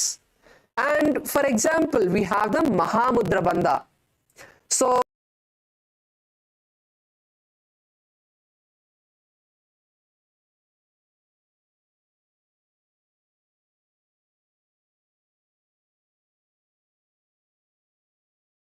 tighten the perineal muscles, perform the Mula Bandha, lock your chin to the chest in Jalandhara Bandha, hold the breath.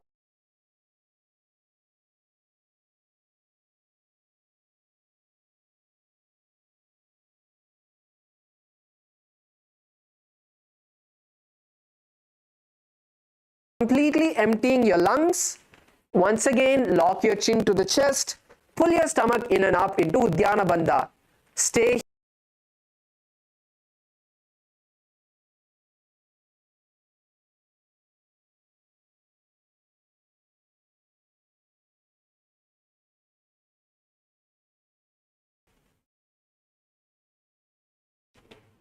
Once more.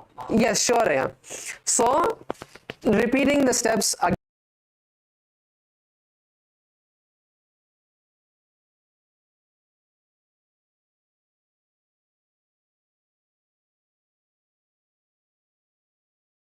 After you inhale, you are going to hold the breath, right? So when you have to hold the breath, you have to lock your chin to the chest and tighten the Mula Bandha.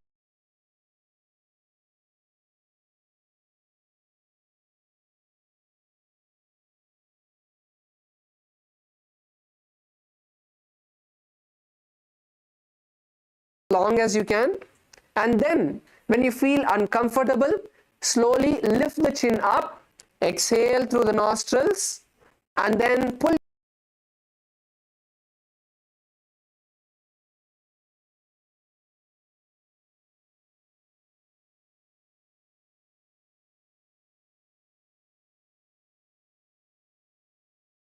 So anyways, I'll be helping and explaining as we do each asana. I will also be explaining the steps.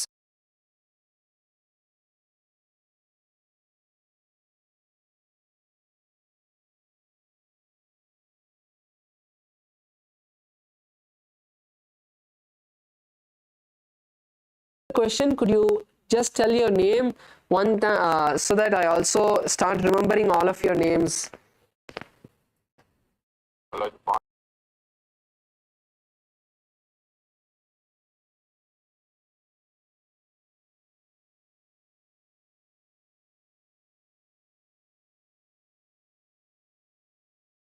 Vicky, please go ahead. Los Angeles. Yes, yes. I'd like to find out what is the best way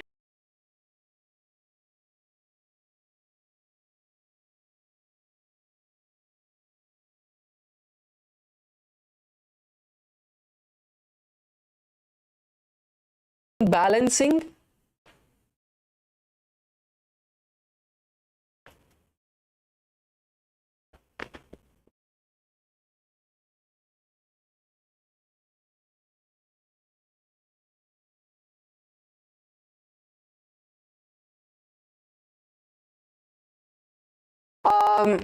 For this, I'd like to show and demonstrate a little bit.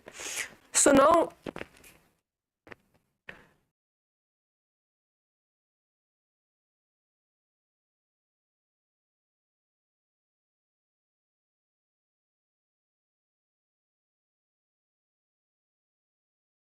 multiple asanas we were doing.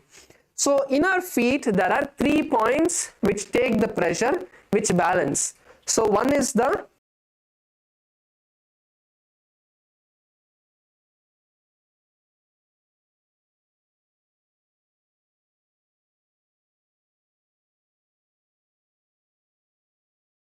foot. You want to make sure that you're holding, you're tightening your toes.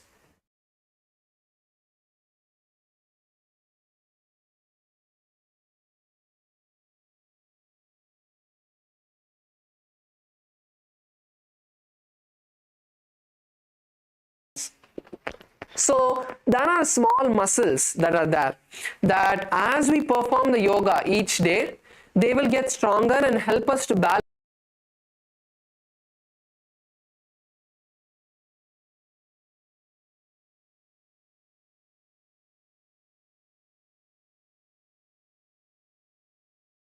You will hold something with your hand. You want to use your toes and hold the ground. And then, even if you do any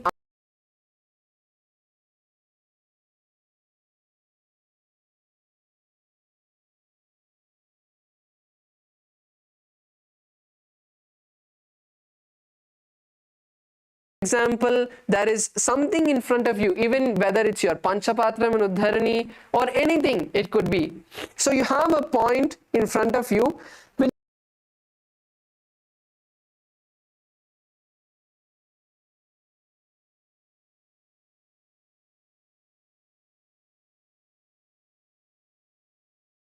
Important points that you can start doing when you are balancing in any asanas. So bringing awareness to your feet,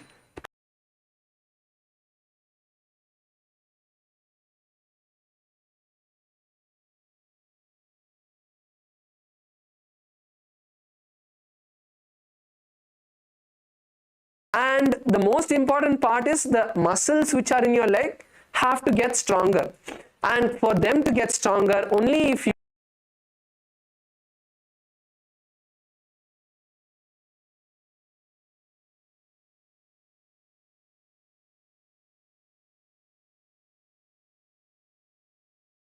asanas that we'll do will surely help strengthen those muscles. Is it clear, Aya?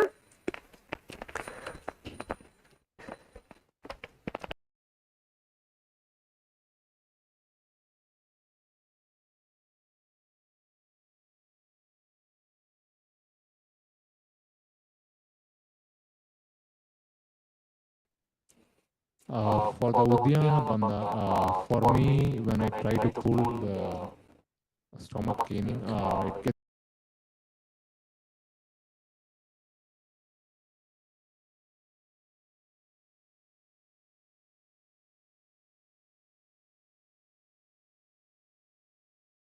Stomach is completely cleaned. So before you come for the yoga, either doing the Panchakriya, taking Haritaki in the night,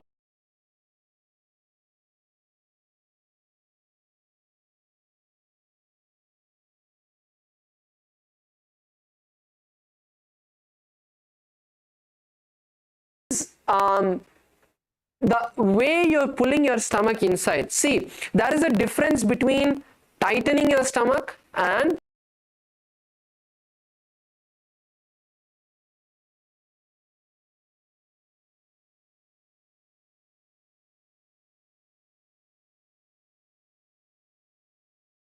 abdominal muscles and pulling your stomach inside. So when you exhale completely, how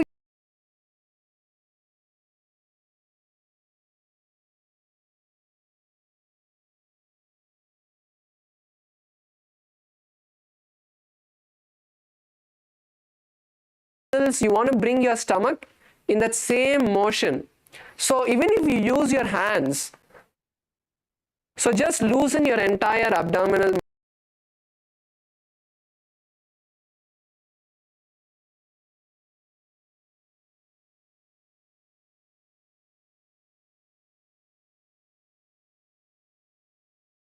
tight when you're using your hands also to push, then you can understand that you're tightening your abdomen.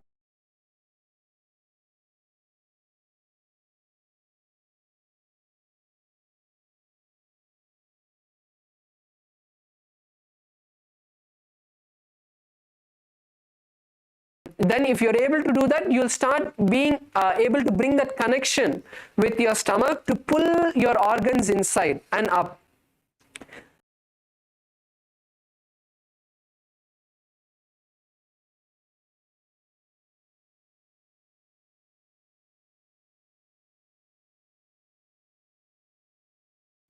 So in the female side, we have a question from Kailasa LA female.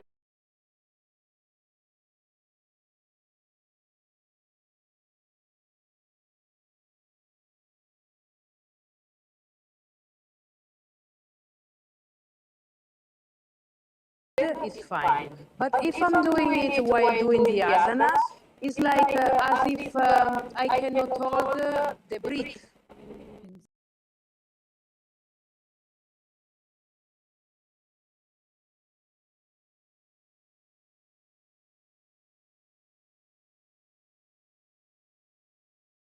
Means the stomach lock. You're right, the stomach lock. No, sorry, the Jalandhara bandha, the throat lock. exactly.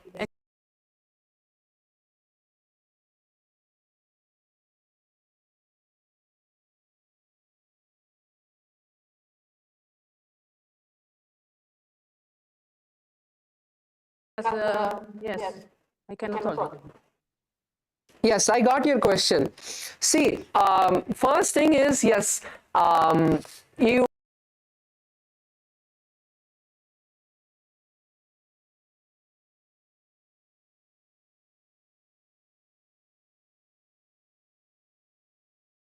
can. So you're saying you're able to only hold your breath for a few seconds. That is fine. Okay. So try to keep holding your breath. See,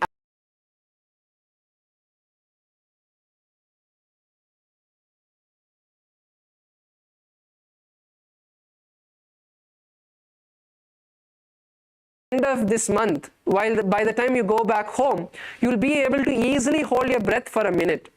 Because in every asana almost there is a kumbha.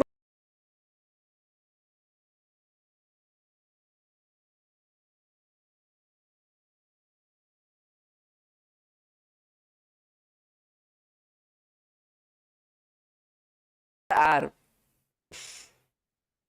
So you need to push your, so when you bring your chin to the chest, you need to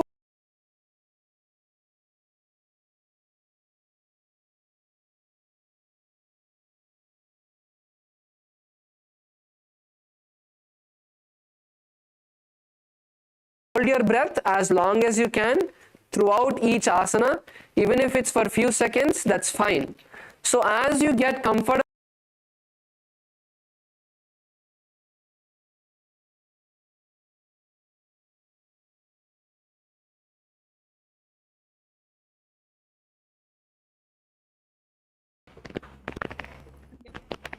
yes, Kailasa, Malaysia. Yes, Nityananda.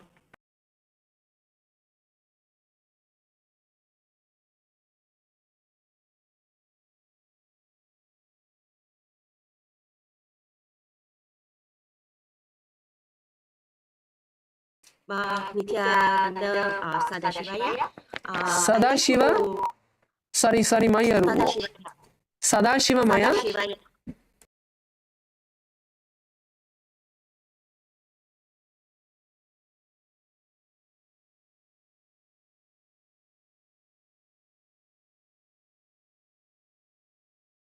Abdominal differences, as well as one of interest is why do we want to visualize the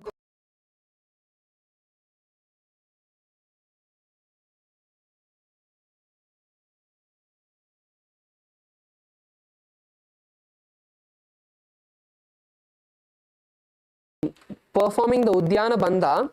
So Udyana Bandha, to perform the Udyana Bandha, you need to pull your stomach in and up.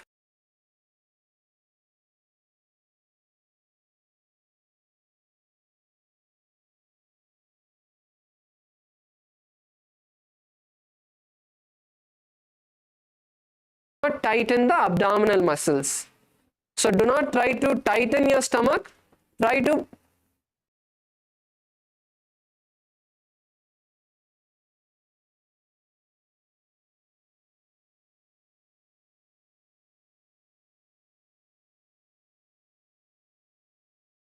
each asana as well. Now to answer your second question is about the visualization. So visualization of these various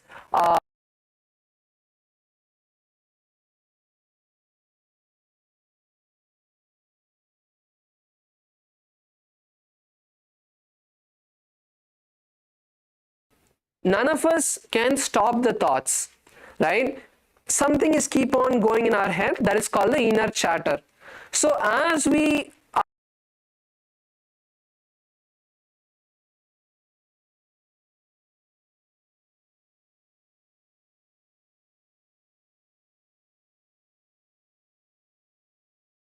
Bhujangasana. So in the Bhujangasana, we are visualizing a snake. So what is the aspects of that animal that we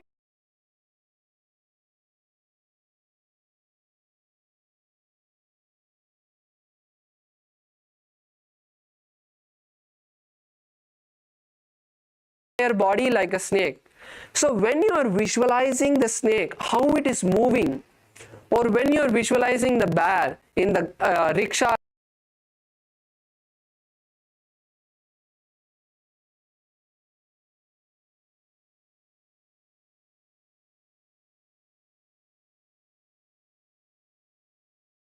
perform the asana even better.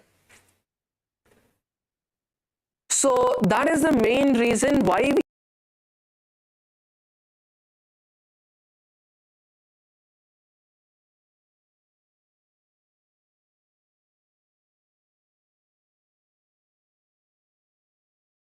best thing that we can visualize, because when we perform the yoga, it is like a surgery that we are doing on our body.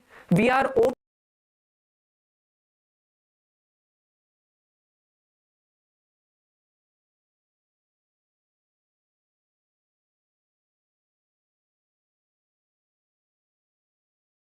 so during that, it is like a surgery. So when you are doing the various asanas, you don't want to think about negative things, you don't want to think about useless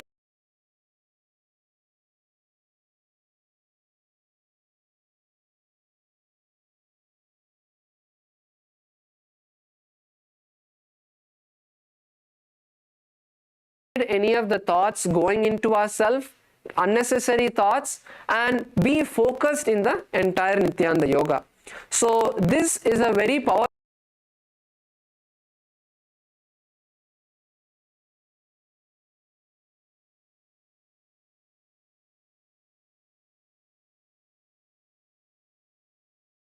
surely we will be having many more sessions during the next yoga session.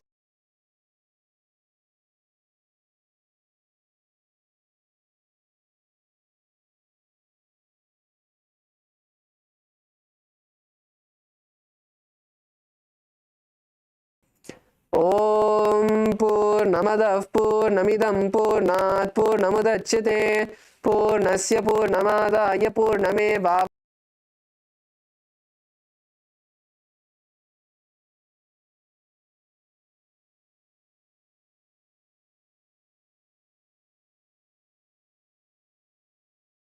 Anandam.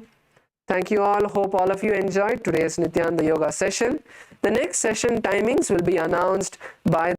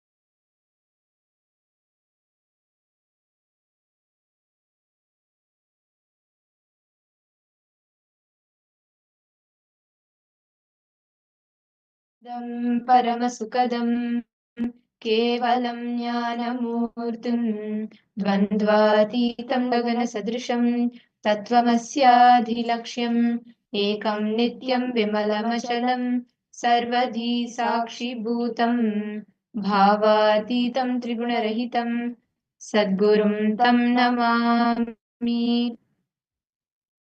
Nityanandam, everyone. We welcome all the participants, every one of that are here with us today.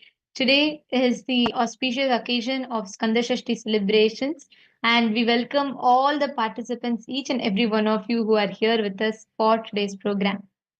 Today, we are going to be learning about how to be manifest victory in life, how to manifest success, victory in every aspect of your life. We're going to be learning about this in detail, and all the participants, Ma Ananda Lakshmi, Nityanandam, Ma Istak Nityanandam, Ma Sharmin Muse Nityanandam, all the participants that are here, welcome every one of you.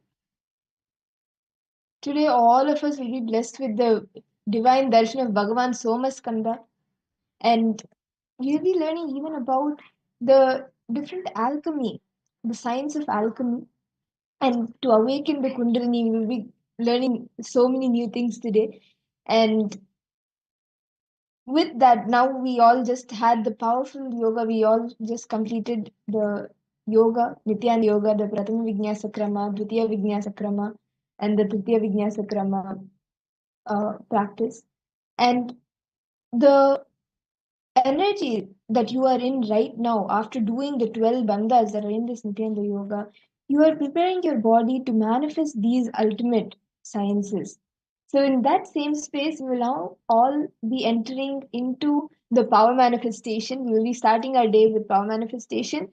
And today, all of you, understand, Ma Istak, Ma Ananda Lakshmi, every one of you that are here, each of you are going to be manifesting the power of third eye, which actually will tune you in, which means it will put you into the right space, right frequency for you to manifest this power as your own, literally like your experience. You'll be able to experientially prepare yourself to manifest all the powerful cognitions that Swamiji is going to be showering us with today. Nityanandam, Ma Iqbal Bano, Nityanandam.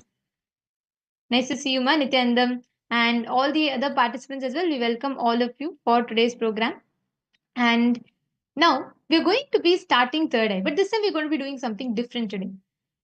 We are going to be having some objects in our hands, and we are going to be showing that in the camera. You're going to be completely blindfolding yourself, and you're going to be identifying what exactly is the object that we're showing.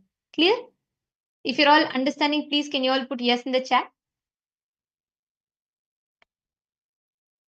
See, when you do third eye, literally the energy flows into your Sahasrara and the Kundalini Shakti gets intensely activated. Swamiji tells whenever your third eye is awakened, the Prana Shakti in you becomes so intense. If you observe, when you do third eye manifestation, your breathing will be slow and deep. Your thoughts per second would significantly drop. If you just sit, connect intensely, and manifest third eye, you are going to be preparing yourself, tuning in your whole inner space into a different frequency altogether. Okay, can I request all of you to please blindfold yourselves? We're going to start now.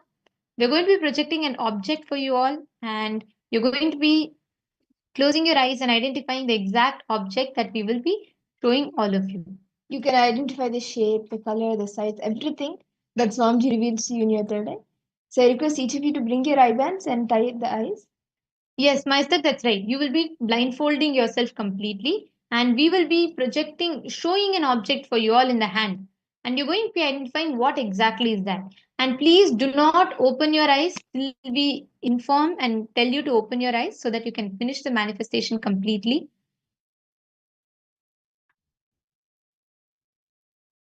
Matthew Veskaraya, please could you also blindfold yourself?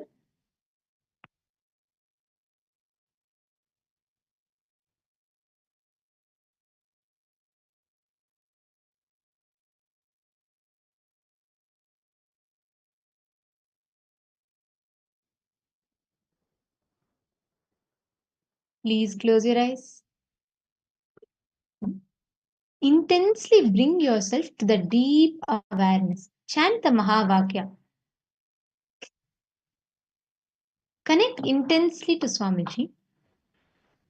First thing, bring awareness to your breathing. Breathe in slowly and deeply. Intensely vibrate with the Mahavakya. Om Nityananda Paramashivoham. And exhale slowly and deeply.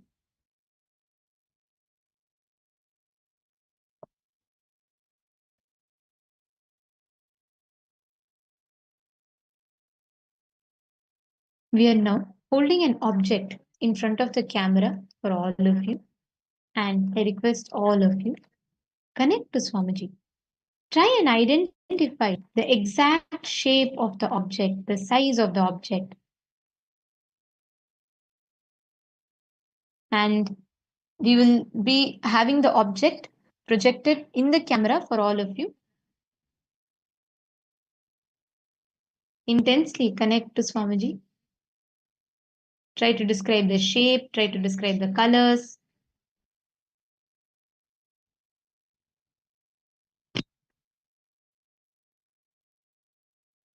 Whatever is being revealed to you in your third eye, start verbalizing it out loud. Nityanandam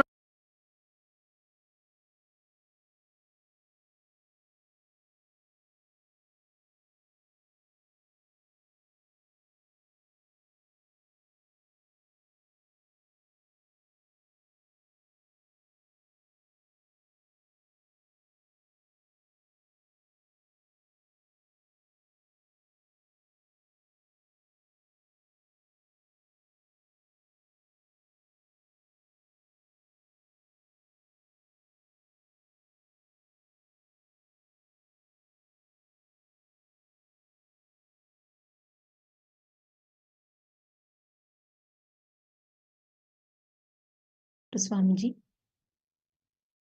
Chant Mahavakya. Try and identify the exact object that is being projected to all of you. Actually, it's being shown to all of you in the camera. Identify its color, identify its shape.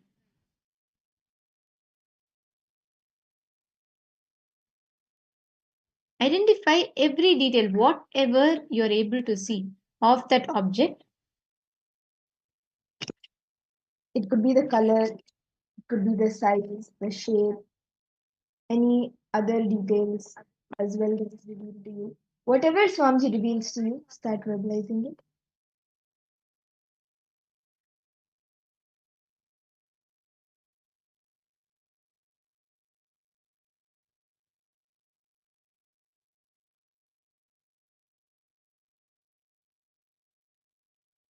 Intensely connect to Swamiji. Chant the Mahavakya.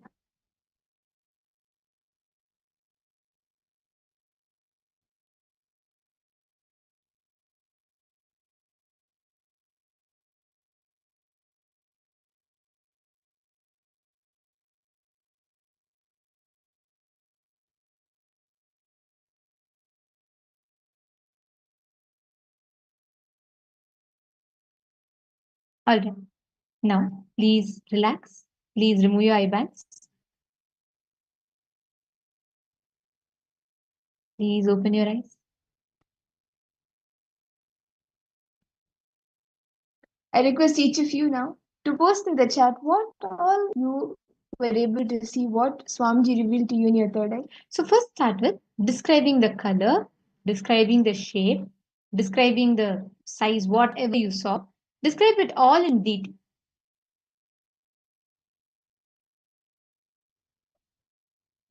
And all those that are watching us on YouTube, please join us on Zoom. So you can also have this experience. You'll be able to see and identify. You'll be learning the science of manifesting this power through the third eye. Okay, Maestak, Michael Bano, and Matthew Veskaraya, please start. Describe it in detail, whatever each of you saw.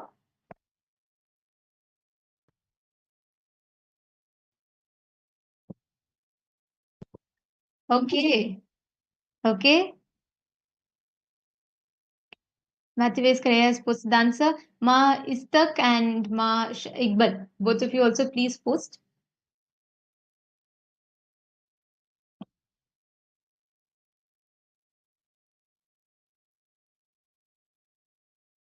Okay. Ma Iqbal has posted. Ma Istak, why don't you also go ahead and post whatever you saw through the third eye? Okay, something Ma long. Iqbal, why don't you also post the colors that you saw? Why don't you also post the way the shades, whatever you saw, what the object looked more like, what was the object like?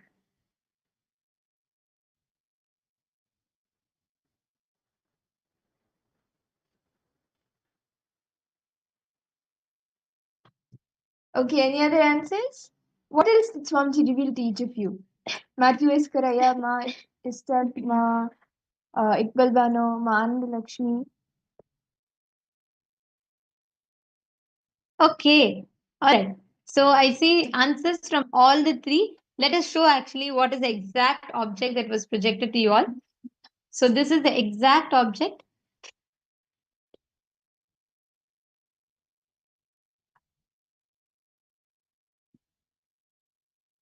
Yes, it was a deity, small Shivalingam deity. This was the object that was projected to all of you. Yes, my will. Now you're saying yes, yes, this is exactly what I saw. You saw correctly metal. That's right. And actually, if you scan for some more time, you'll go more precise to the details. And actually, Ayya, Matthew Vaiskaraya, you have manifested very, very beautifully. You said something long, like brown color shape, and of some sort of device of some sort of use like a tool. And you have seen, see, it's very, very close. You have started seeing correctly. If you just actually, all of you, tune in, just intensely connect to Swamiji, you will be able to see more precisely. It's actually a small Shivalinga with the snake covering it.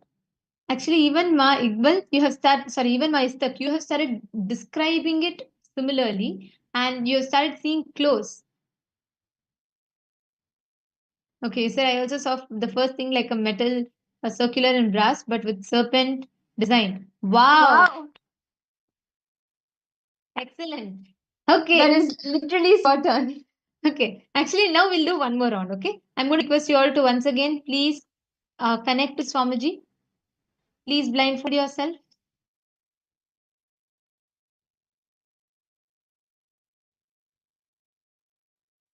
Come on. Every one of you, please blindfold yourself.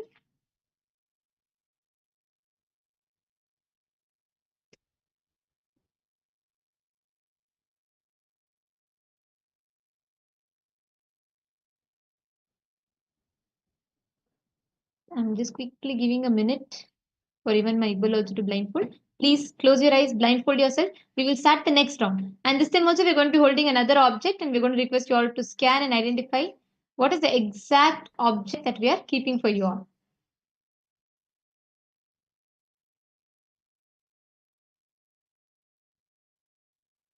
No problem, ma. My Iqbal, no issues. You can tie your eyes. We'll give you a minute. Don't worry. Okay, great. Now we're going to be holding another object for all of you to scan, and you're going to scan and identify precisely the exact object. Anambansa, like you came just in the right time. We were just about to show an object for you all to see through the third eye. Why don't you also blindfold yourself? Start your day with third eye, and somehow correctly you manifest where you come exactly in the time of power manifestation. That is good. I'm just giving a minute for I also to join. Okay? And all the others, please blindfold and settle down. See, this time, bring your awareness to your breathing. Can you all just focus on your breathing? Be aware of your breathing. Take long, deep breath. Slowly. Inhale deeply and slowly. Exhale deeply and slowly.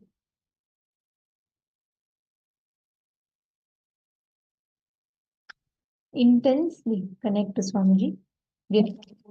Another object for all of you to scan. See through your third eye. Swamiji will reveal the exact detail to you.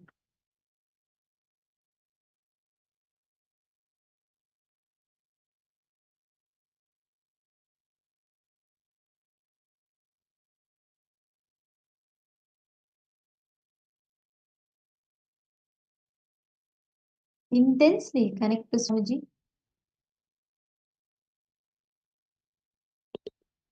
See the colors, see the size, see the shape. Even if you're seeing something familiar, just bring deep awareness to your breathing.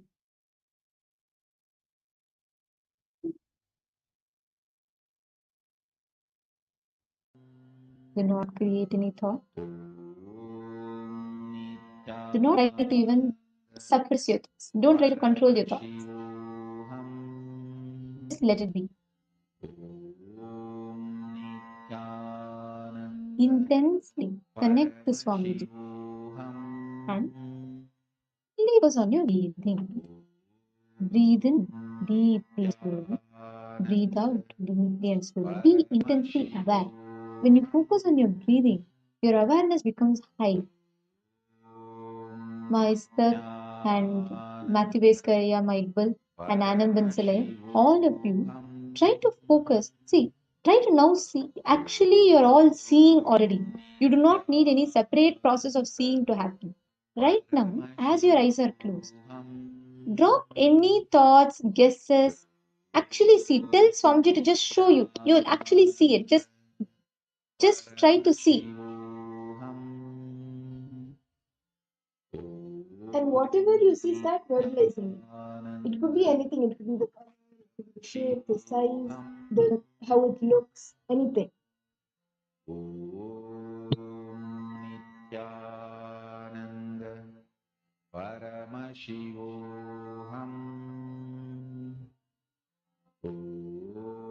Densely chant Mahavakya. Matthew is clear. This time just see. You can actually see easily. You'll easily manifest here. Sit, focus. Bring your whole awareness to your breathing and just try to connect to Swamiji and see what is there. And intensely chant the Mahavakya. Say, Vima Istak, you're amazing in seeing the shapes and describing it correctly. So don't try to decipher what the object is. Focus on seeing its shapes, the patterns, the colors.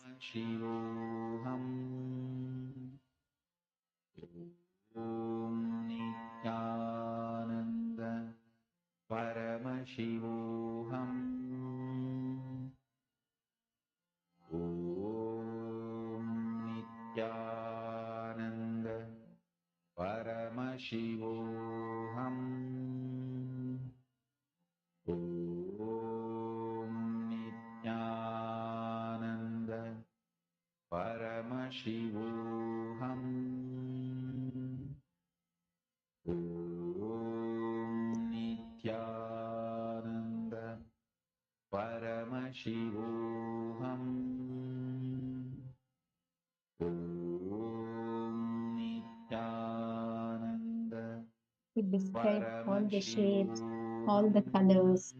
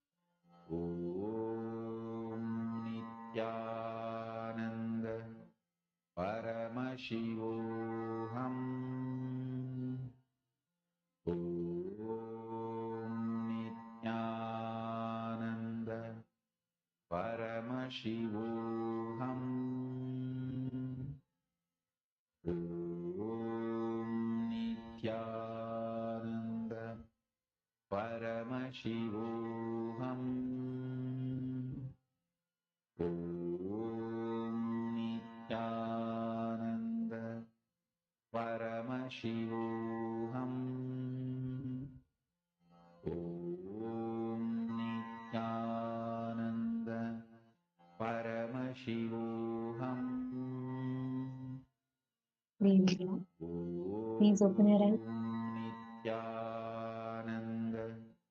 Please open your eyes. Slowly relax.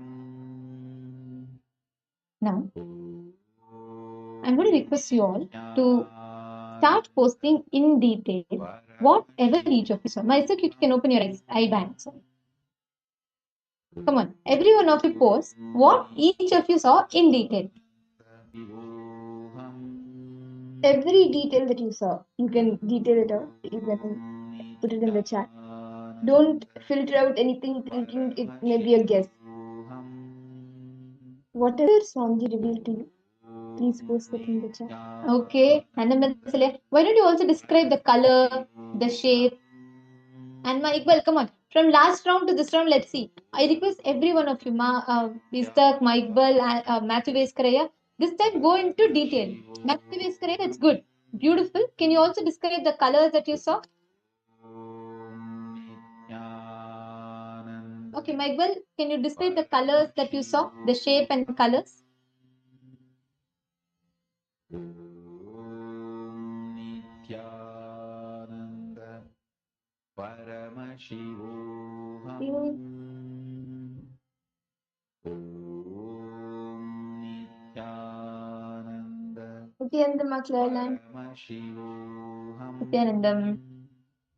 Okay, come on, all the others post. I'm just giving a few minutes for my Insta also to post.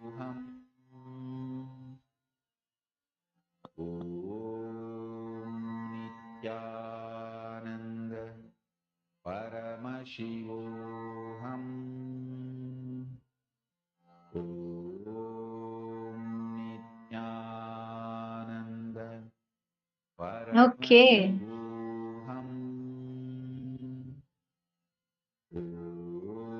All right. Mastak, I request you also to post, ma. I'm very excited. Okay. All right. I see so many different answers. I'm actually going to show the answer. And wow. Okay. Ma Istak, you're really amazing in seeing shapes. That's your strength. You're like really good at seeing the shape and describing it. But somehow I think you by then you bring your logic to decipher what it would be. But otherwise, what you're seeing, the shapes, you're always consistently you're correct with it. So let us show you the object exactly what we were holding. As you all can see, it is a flower. We were holding flower. This is the exact object we were holding. It is a flower that we were holding.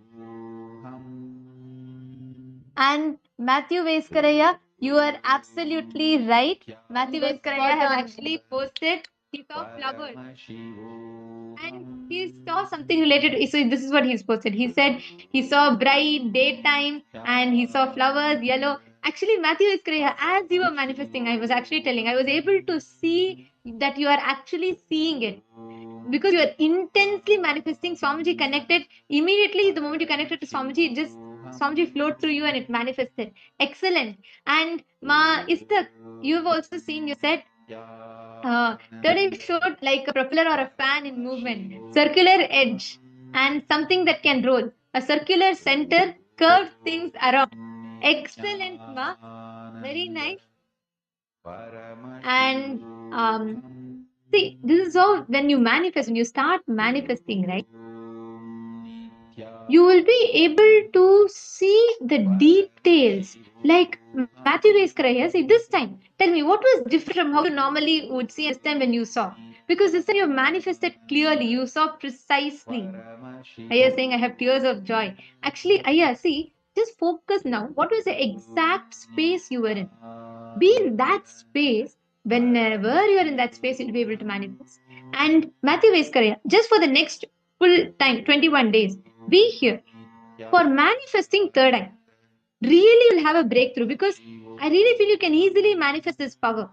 And Ayya, the same space that you are in, like for this manifestation, when you're manifesting, if you're able to see what exactly that space is, the same thing, anything that you want in life, anything that you want to manifest in your life, you can manifest it.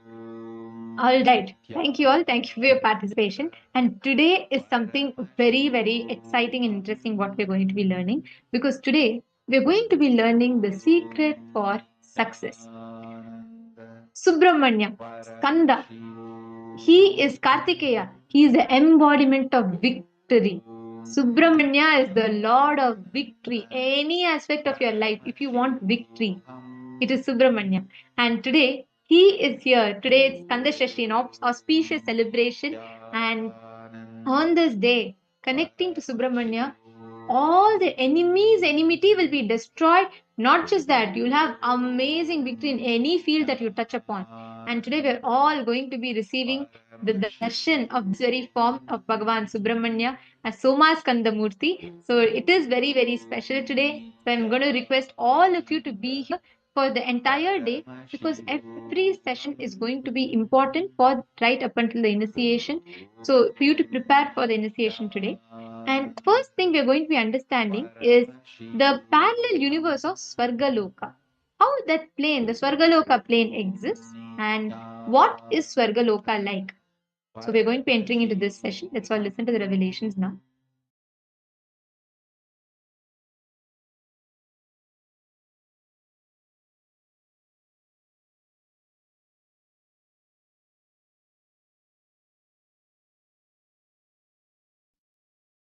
I can project this a simple kind of a drawing to give you a rough idea about how the lokas are placed.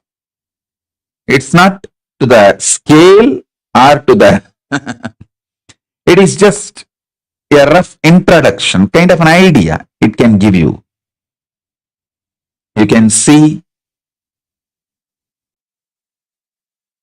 the Jambudvipa is the known world where we all are now.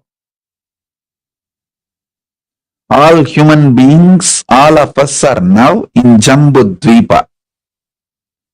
Loka is absolute youth, excitement, energy, absolute power, bliss, no boredom, no tiredness, eternal life, Amara Loka, eternal life. Time does not tire you, frustrations does not bore you, failures do not age you, because they all don't exist in Swar Loka. So in this higher 7 lokas project, Swar Loka, Swar is the Amara Loka, Deva Loka, where gods live, who has gone through superconscious Nectar DNA process. So now you are getting the visa, I can say permanent residency for Amara Loka, Swar Loka. I am breathing the Nectar DNA into you. The Nectar DNA breathes breathed into you makes your complications legitimized. The legitimized complications become complements or multi-dimensions of you.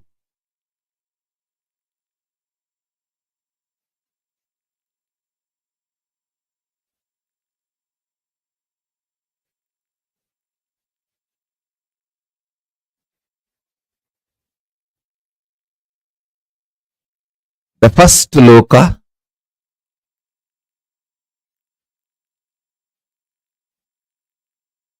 see, Jambudvipa is the known world where we all exist now.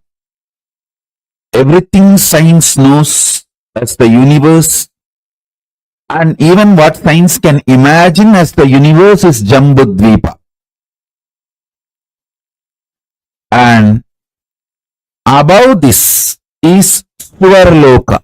A new kind of intelligence will be awakened in you, where your pleasure, making money, making relationships, health, all will be absolutely aligned. They will not be conflicting each other, complicating each other.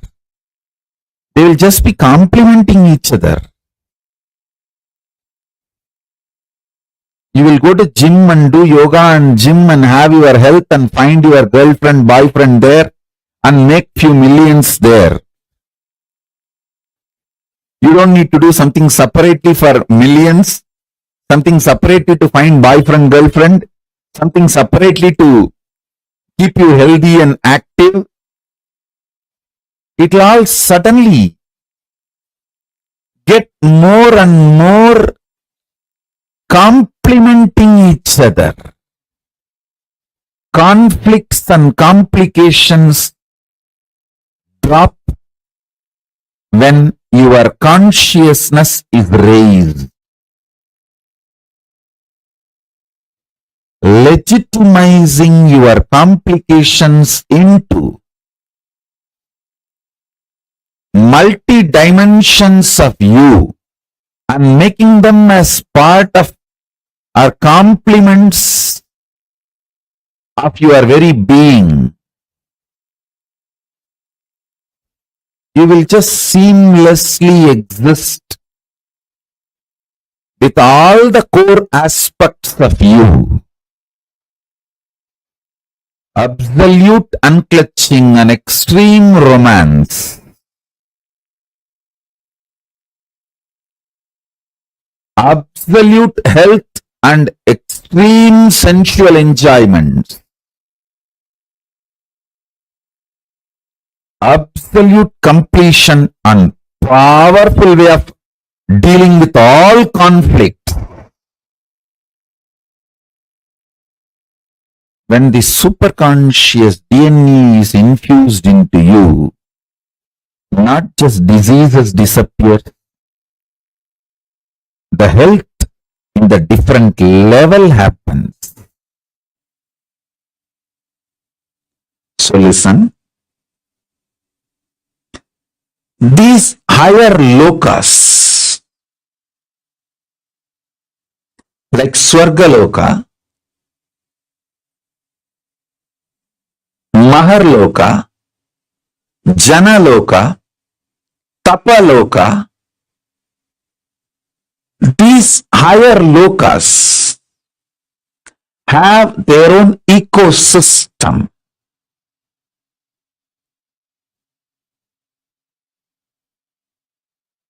Like New York has its own ecosystem. Las Vegas has its own ecosystem.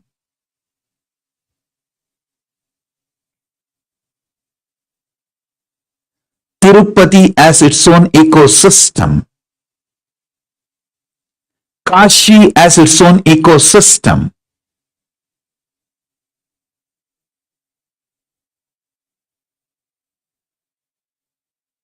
Even once you go to Las Vegas and come back,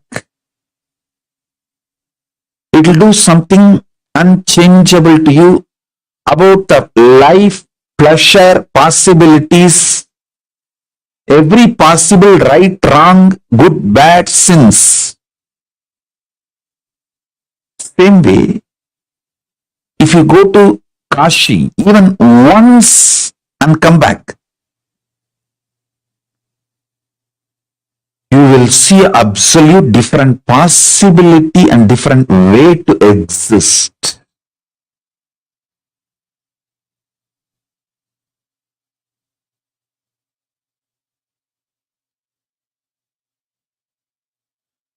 Even once, if you go to Tirumala, Tirupati and come back, the devotion for Venkateshwara can never be erased from your inner space forever. Either it grows or stays, but it cannot disappear or dissolve. So listen.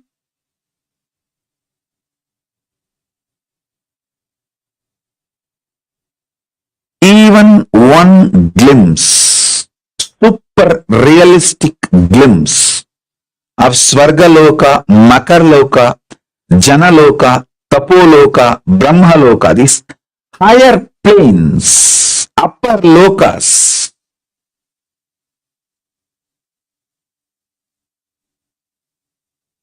makes you irreversibly enlightened, irreversibly empowered. For us, 1 year is 1 day for the higher time zone, Swarga Loka.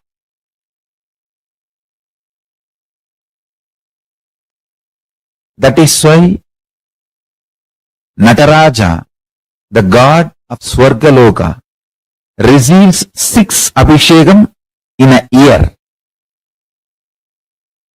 Because for Devatas in Swarga Loka, the 1 year of Bhumandala, Bhuloka, 1 year of planet Earth is 1 day in Swarga Loka. There are vertical time zones, Bhur, Bhuva, Suva, Tapa, Satya.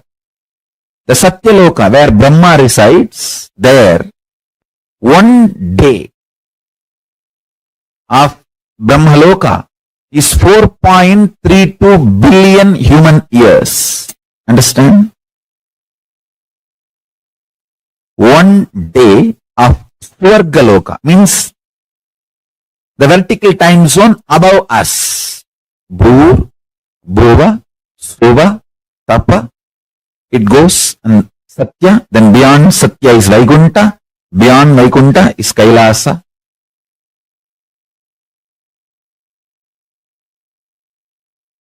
Below Atala, Vitala, Sutala, Talatala, Batala.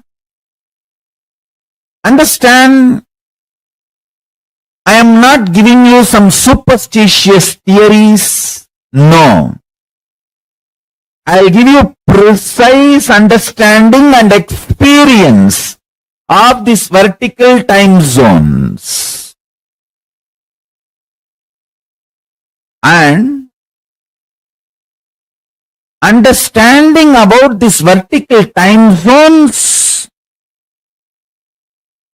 as a direct utility for your day-to-day life. It can bring tremendous physical health, mental health, psychological wellness, a very powerful way of existing, and above all, life of Paramashivoham. You can exist embodying the space of Paramashiva, state space of Paramashiva, and manifest powers of Paramashiva. Devatas cannot cognize delusion. They do not know the joy of getting pulled out of delusion. If they want liberation, they will have to come to planet Earth. Planet Earth is the only cosmic airport where you can move to liberation.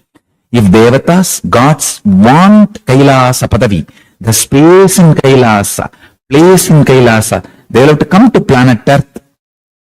Only from here they can experience Paramashiva in all 5 aspects and reach Kailasa, get liberated. From Intraloka, Devaloka, there is no direct liberation. There is no flight, direct liberation. They will have to come to planet Earth. Only then they can get liberated. That is why you can see all around the Shiva temples where Devendra worshipped, Indrani worshipped, Vayu worshipped, Varuna worshipped. All the gods come down here, assume the human frame and experience Paramashiva in his completeness and reach Kailasa. The most subtle joys of life, like Devatas, gods and goddesses, Devendra, all of them, they don't physically eat. Just the smell, havis, that's all is the food for them.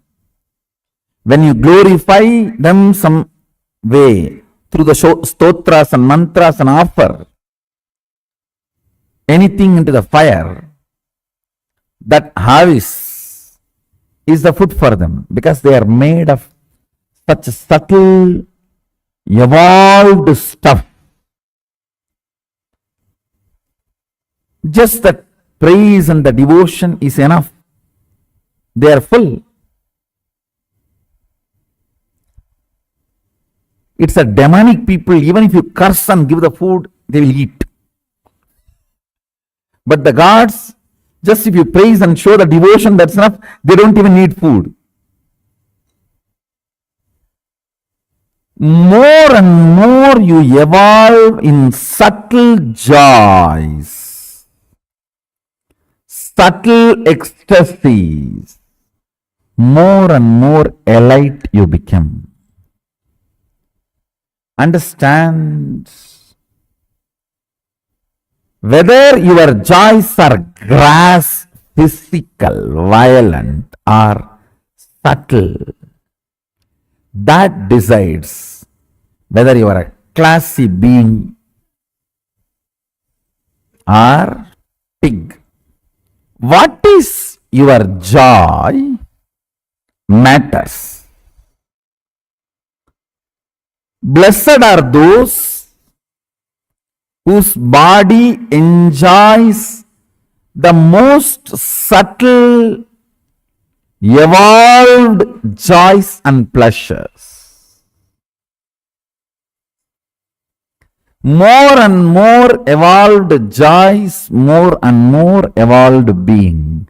Because when your joy is evolved pleasure, your cognitions and activities will be in an evolved, matured way. Understand?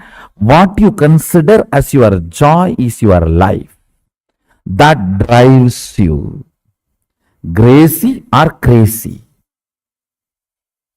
That drives you, gracie or crazy. Most subtle joys makes you a most graceful being.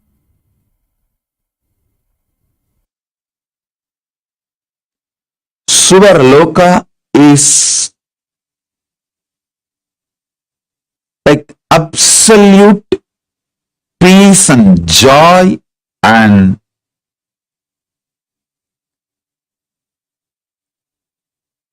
all upgraded life than planet Earth.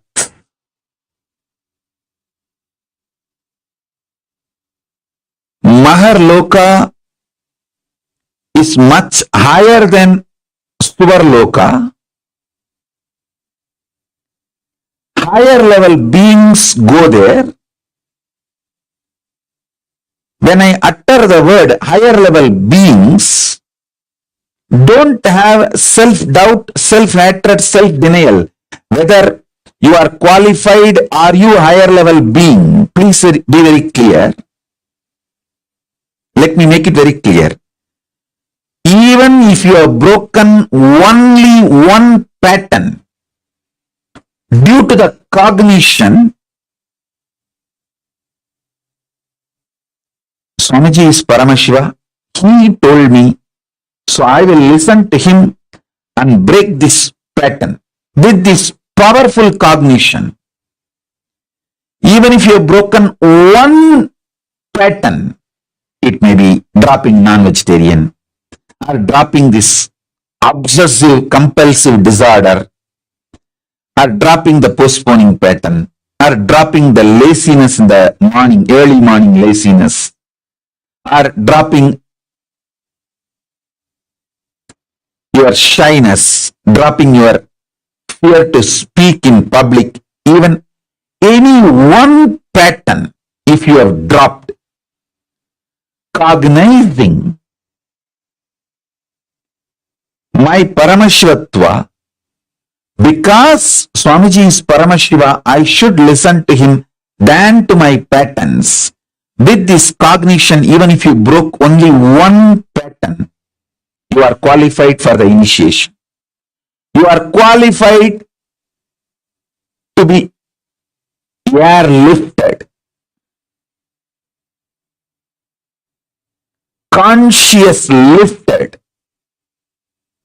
to higher lokas.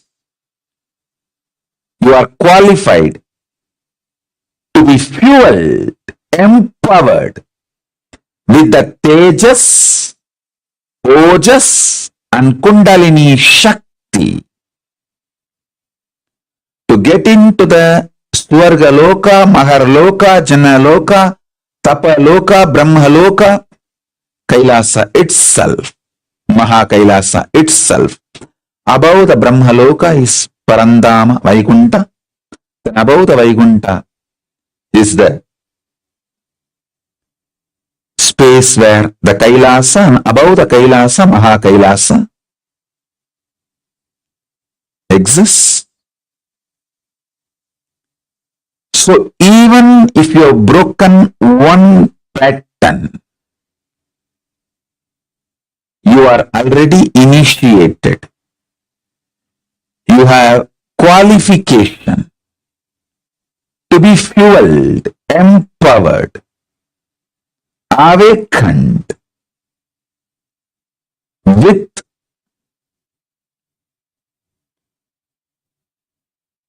Tejas, Ojas, Kundalini, Shakti, entanglement, Shaktipada, Shaktinipada, initiation, and conscious lifted. Don't worry. Drop the self-doubt, self-hatred, self-denial. Understand this truth.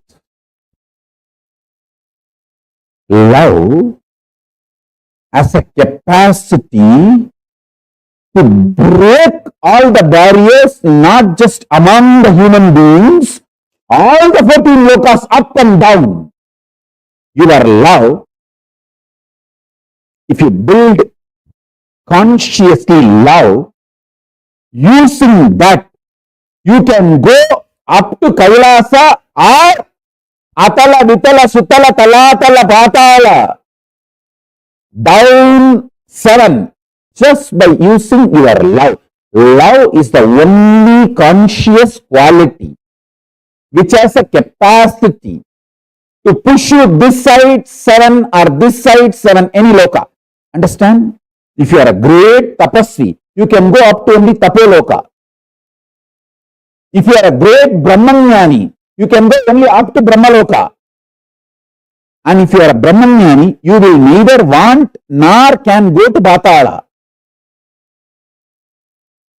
If you are a great tapasvi, you will neither want nor you will go to Mahatala, Sutala, all these lokas. The only thing which has a capacity to make you go to all 14 lokas is love. Love.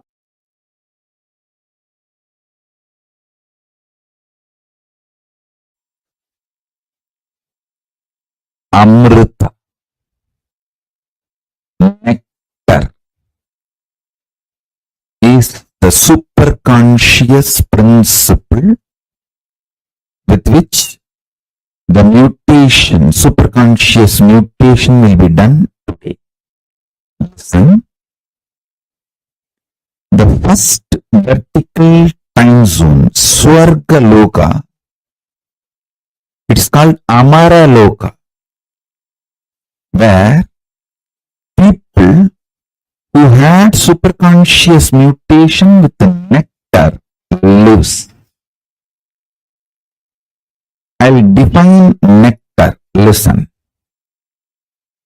Nectar is the conscious energy. Amrita is the conscious energy.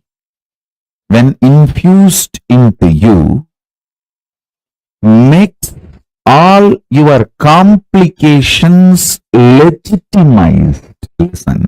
Listen to this word. Your complications are complications as long as you treat them illegitimate and you fight with them. Your complications will become your dimensions when you decide to infuse consciousness into you. I know what I am talking. I'll give you an example.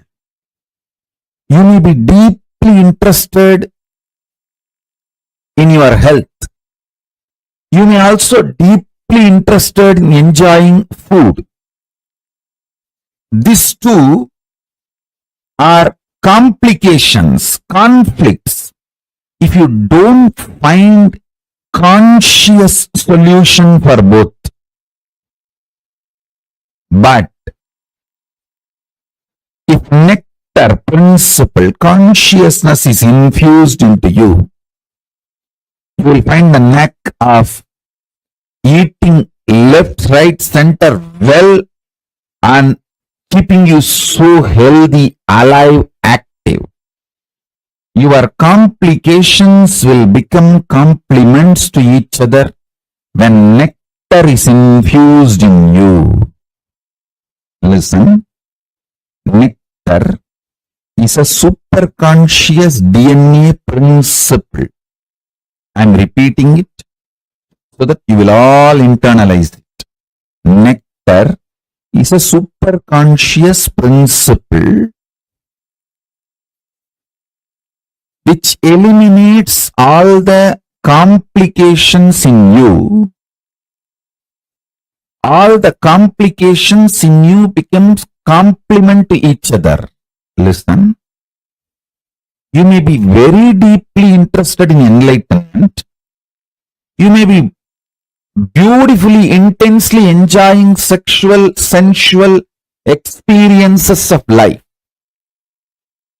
If you are unconscious about these both aspects of you, it can become complication. If Amaratva, nectar principle, consciousness, the nectar DNA, Amrita DNA, if it is infused in you, suddenly you know both are not your intense seeking of enlightenment and your intense ability to enjoy the sex and sensual pleasures are not complicating each other. They just different dimensions of you actually complementing each other. Listen. I mean what I am saying, and I know what all the inferences you will get when you hear these words. I am talking with the clarity and responsibility. Today, I'll really make you experience this Amritattva. How all your different complications can become legitimate complements of you, dimensions of you. Listen.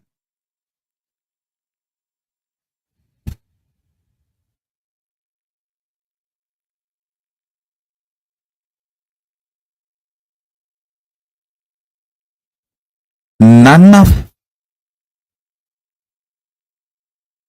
your core aspects complicate each other. Your fears don't complicate your desires. Your desires don't complicate your inspiration.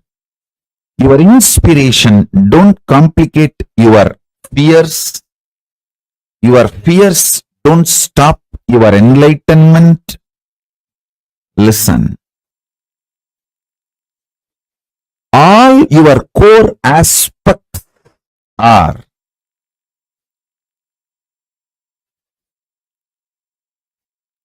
actually complementing each other. A middle class BB, stupid fellows who are not interested in life, the life negative, demonic fellows, devilish fellows, they believe the middle class morals of life. They believe complicating their lives.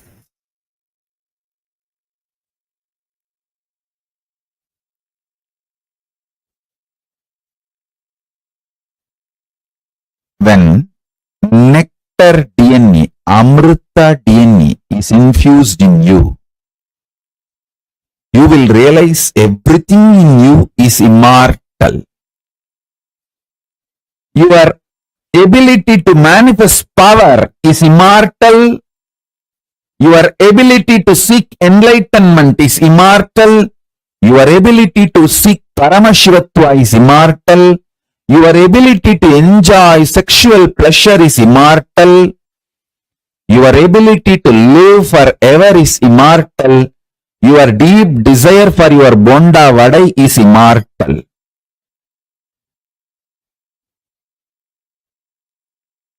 Nothing need to be eliminated or complicated in your existence. Listen, what I am telling you is Deva Rahasya. What I am telling you is the Deva Rahasya.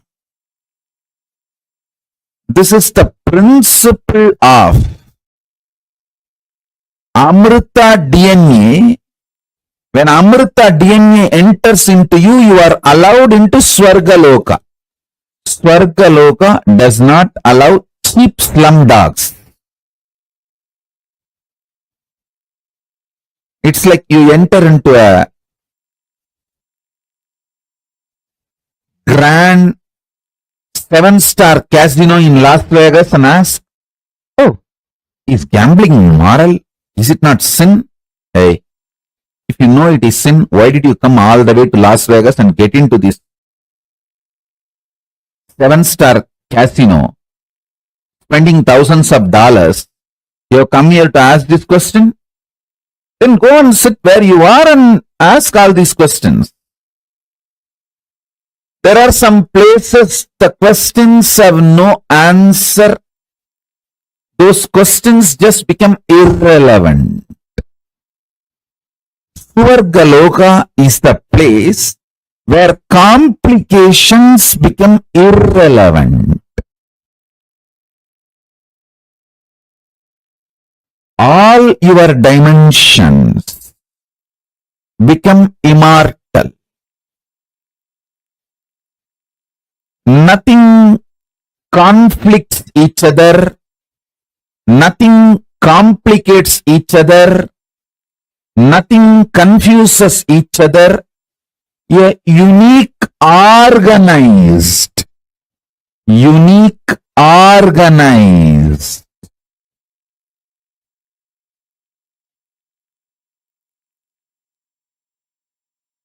multidimensional being starts opening up in you when the conscious DNA, Amrita DNA, is breathed into you. Listen.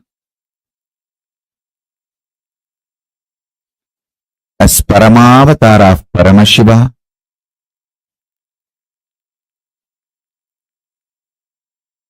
with the grace of Paramashiva, by the grace of Paramashiva, with the blessings of Paramashiva, keeping him as the witness, I commit with you all. Now Paramashiva himself will breathe Amrita DNA in all of you, in all of us. Listen, through this being, he is going to breathe, infuse this Amrita DNA. I tell you, this Amrita DNA superconscious mutation suddenly will take away a lot of your complications. Don't be afraid of life. Don't be afraid of life.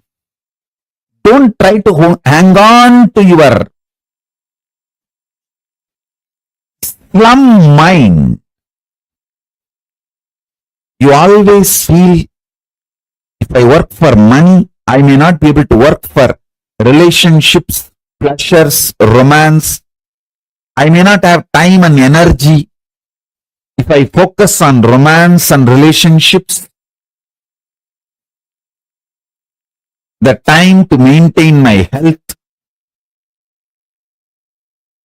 either I will have time and energy to go for gym and maintain the health, or to go for dance, bar, dance and build friends, romance, love.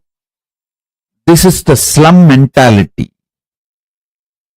Amrita DNA suddenly opens up, makes all your aspects complementary to you.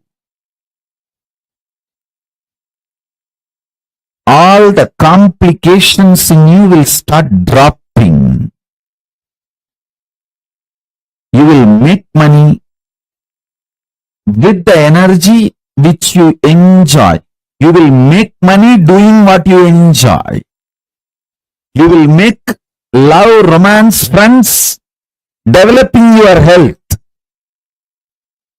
You will live longer by eating large quantity of the food which you like. This whole complication or the conflicts and confusion gets burnt when the nectar DNA, Amrita DNA is added to you. I'll bow down to Ganapati, then Paramashiva, then Garuda.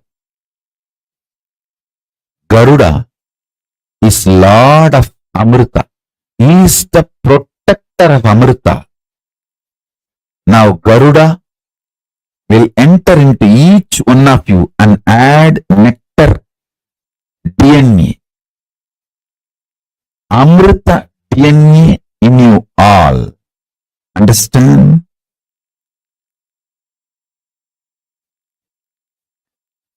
Amrita gives entry into Amara Loka, which is Swarga Loka, the first vertical time zone. All the devatas are called Amaras in Sanskrit because the Amrita superconscious DNA process is done inside you. Listen, the process now going to be done is eternal. You are not sitting with any guru or enlightened being who gives you the glimpse. You should know now you are sitting literally with Paramashiva, who always gives the boons for eternity.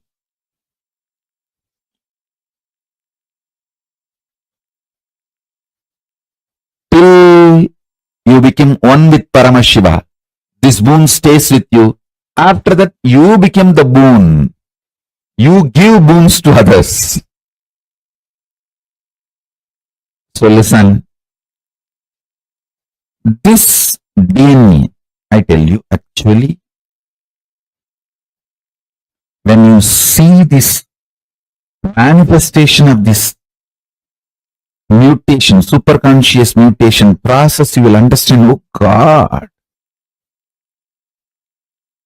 just one superconscious mutation process can do so much.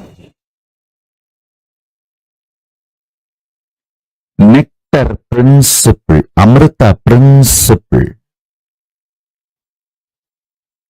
infuses such vast consciousness in you, the inner space goes through such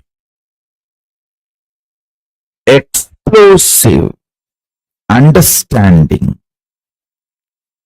The right, wrong, good, bad, sin, merit, all this idea gets organized with a larger picture of the cosmos and enormous energy to handle all the complications and manifest it as compliments starts happening.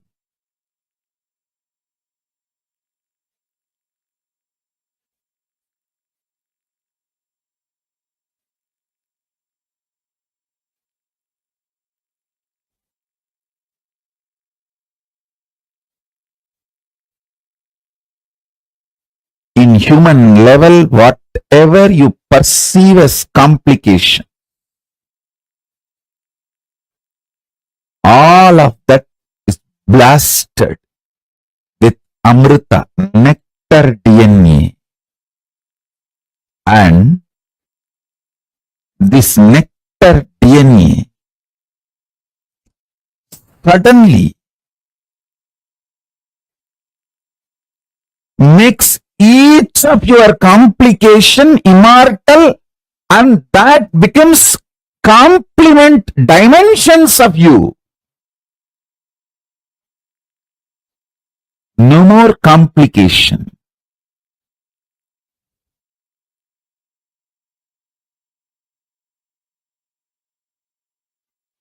What I say, even if you logically understand, that is enough. And even if you don't understand, it's okay, because I'll pour this Amrita DNA in you, nectar DNA in you. Amrita Tattva, Amritattva in you. Most fortunate are those who are going to experience today's superconscious mutation process, because today you will see your ability to enjoy the sensual pleasures and your ability to manifest power both expands. Both are not conflicting each other. Both don't complicate each other. Both actually complement each other. Your inner conflicts and complications will get legitimized by your own experience as Amara, nectar DNA. Amaratva, your middle class morals will leave you. Your middle class mentality will leave you. First, you need to taste Devaloka, Amaraloka, only then you will move to Kailasa. Swarga is not the heaven ordinary human beings understand. Swarga is not given to you if you believe in some ideas and don't believe in some ideas. Swarga or Naraka is manifested by you, by your time, space, elasticity, elongation possibility. when your space behaves with elasticity and manifests your time, either by elongating it or shrinking it, you manifest Swarga or Naraka in you. The time-space shift, elasticity base on which elongating or shrinking of the time experience happens in your being. That space is your identity. Your identity, your being is experienced by you. It is rooted in your ability to elongate the time or shrink the time. That is where you experience personal freedom. If your stomach is burning with the Jataragni, the fire of hunger, if you are still capable of feeling hunger, be very clear. Your identity is already established in Swarga Loka. Only if your presence is there in Swarga Loka, you can feel hunger. Your capacity to feel hunger and your identity in Swarga Loka is one and the same. Maybe weak. That is why you are not experiencing it every day, but you have your presence.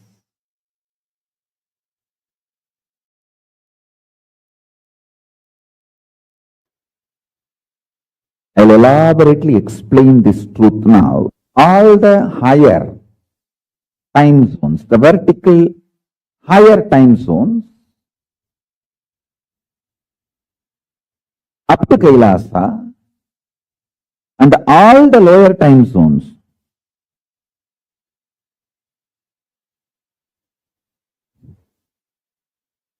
up to Patala, all these 14, your identity is already alive. It's like a ladder. Anytime you can go into any one of your identities and open your life, open your new existence, open your possibilities.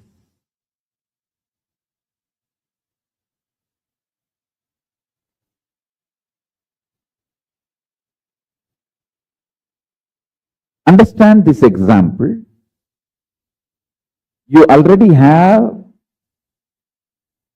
because you are initiated, you already have your identity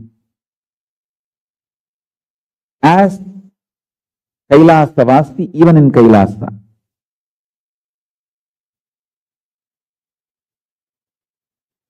All human beings have their established identity in all 14 lokas. Kailasa is beyond this 14 loka, but because you are all initiated ones have their identity established in Kailasa. I'll give you for example, once again I'll repeat this example. The Patala, where the Asuras live, there is a being, your extension, with your face and Asura body, Asura Sarira. Same way in Swarga Loka, already there is a Deva, God, with your face and the God body. Same way in Nagaloka, already there is one Naha, snake, with your face and Naga body, snake body.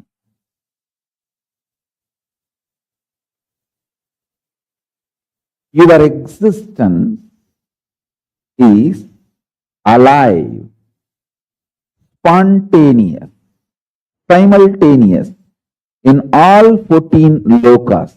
If you are initiated, not only this 14, the 15th space, the beyond, the space of Kailas also, your existence is assured. The doors of Kailas are opened for you. Now listen.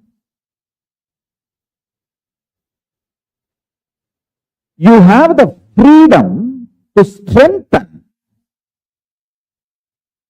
any of this identity in this 14. You have a freedom to strengthen or weaken any of these 14 identities. You can be Brahman if you continuously come to powerful conclusions that demonic qualities are the best to succeed in this world. If you come to this conclusion again and again and start acting on this conclusion, be very clear, you are strengthening your demonic identity and you start planning your future in Patala, the Asura Loka. If you come to the conclusion, very dharmic way of living, win-win, will always be the best strategy.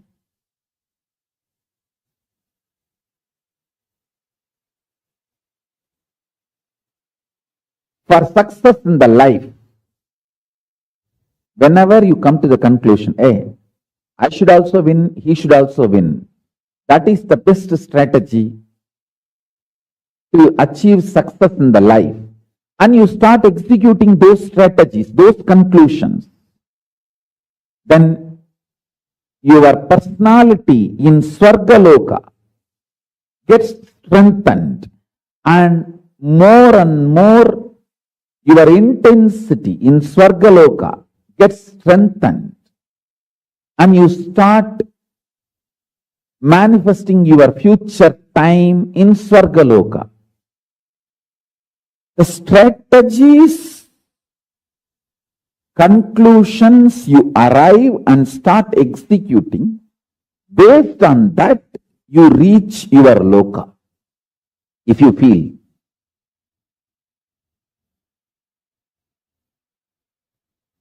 Win-win is the best. I should also win, he should also win. That kind of deals are the best for success. Then your Swarga Loka identity gets strengthened. You start manifesting Swarga Loka in your life. What I am revealing today is the principle of karma. The Brahmanda, where the different lokas, narakas, swargas, all beautifully described in Sivanyana Mahabhashyam.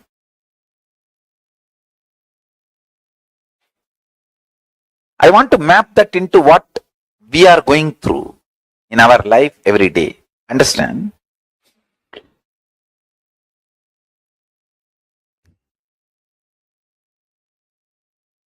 If you react before even getting the full information about the situation out of panic attack, you are in hell.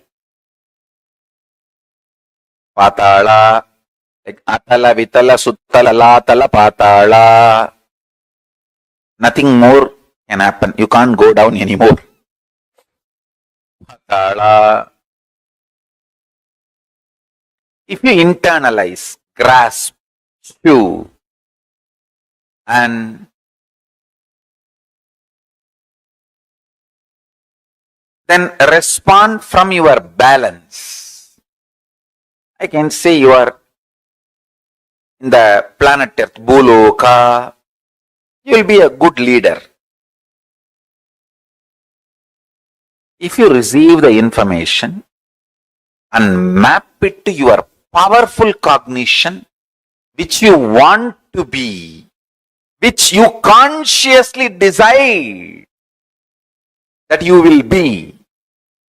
Listen, if if you receive the informations, input everything from outside, you neither react out of agitation, fear, perturbed inner space, nor you react balanced your own identity. You respond from the conscious identity you want to become. Then you are in heaven, Swarga.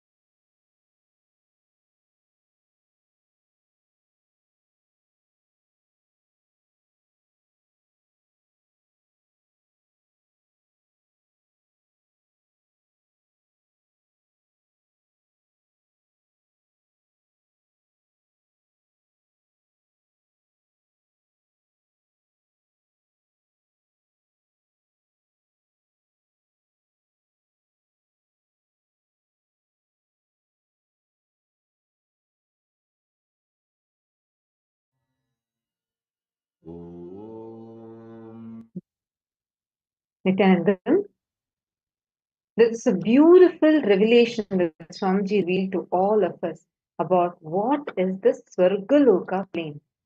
How the Swarga Loka plane actually exists. How many of you enjoyed this revelation from Swamiji?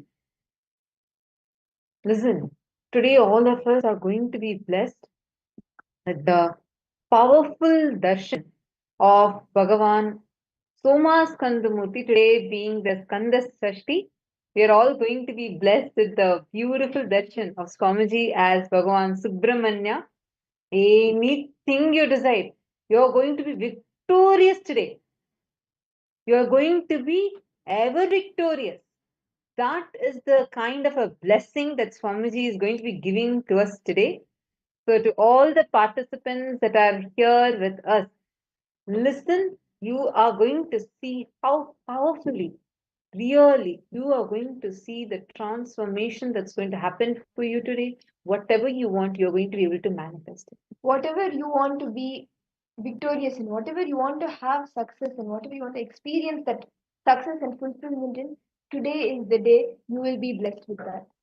And not just that, today, now this session where Swamiji revealed to us about the Amrita DNA, the nectar DNA, see, really, like how right now, maybe in India, It's becoming evening and almost going to be nighttime. And I think in the US, probably it's early morning time, maybe in the Pacific time zone, Eastern Standard Time, maybe in the morning, maybe your work time, I think. And somewhere in Europe, it is going towards becoming like maybe it might be mid-afternoon or late afternoon time. How just within planet Earth, we have different time zones. Now, all these time zones are called as the horizontal time zone. How many of you are understanding this? We have Chinese participants. So maybe for you, I think it's going to be night. It's already night, right? Now, each of you that are sitting in different parts of the world, you're experiencing different timings. This is the horizontal time zone. Like this, there is something called as a vertical time zone. Vertical time zone is where not just the time changes. Here it's this movement of the sun that's changing, giving the different time for all of us. But in vertical time zone, the very way every dimension exists changes. And one very important news, what the identity you carry, the face that you're carrying in this plane. This identity you carry, you have identity in on the 14 planes. There are 7 lokas below, 7 lokas above. Bhuloka, and below Bhuloka there are 6 more lokas, the lower worlds. And above the Bhuloka there are 7 major lokas. Now, all these above 7, below 7, this 14 lokas put together forms the vertical time zone. And in this vertical time zone, now today what we are learning is the very first loka after the Bhuloka. See, Bhuloka, Bhuvarloka. Bhuloka is the manifest form. Bhuvarloka is the unmanifest of the Bhuloka. After Bhuvarloka comes the Swarga Loka plane. That is what Swamiji revealed to us in detail about. In Swarga Loka plane, for example, Matthew Vaiskaraya, actually having the same face as you. You are there, even in Swarga Loka, with a god, Devata body.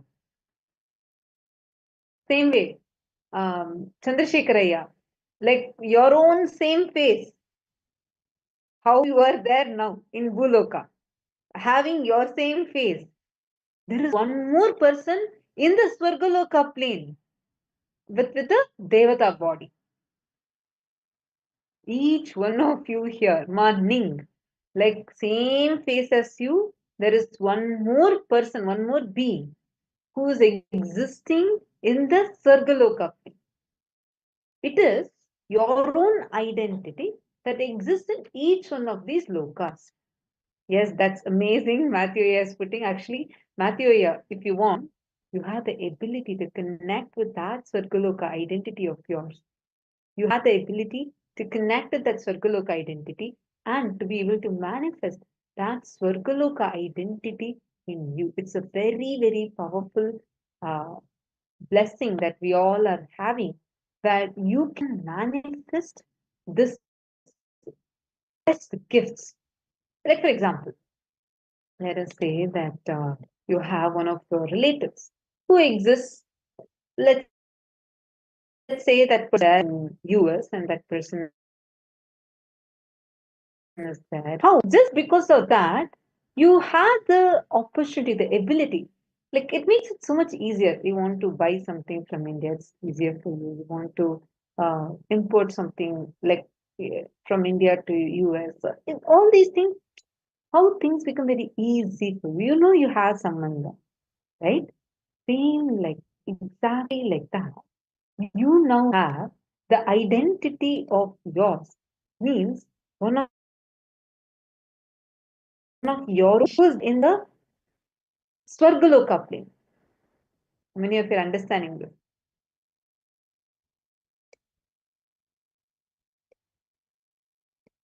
In each of the dimensions you exist, your form with the same face exists. And in this, you can the being with the same face the same identity in the Swarga Loka, you can even access that. How many of you are catching this so far? If you are understanding this so far, can I request all of you to please post?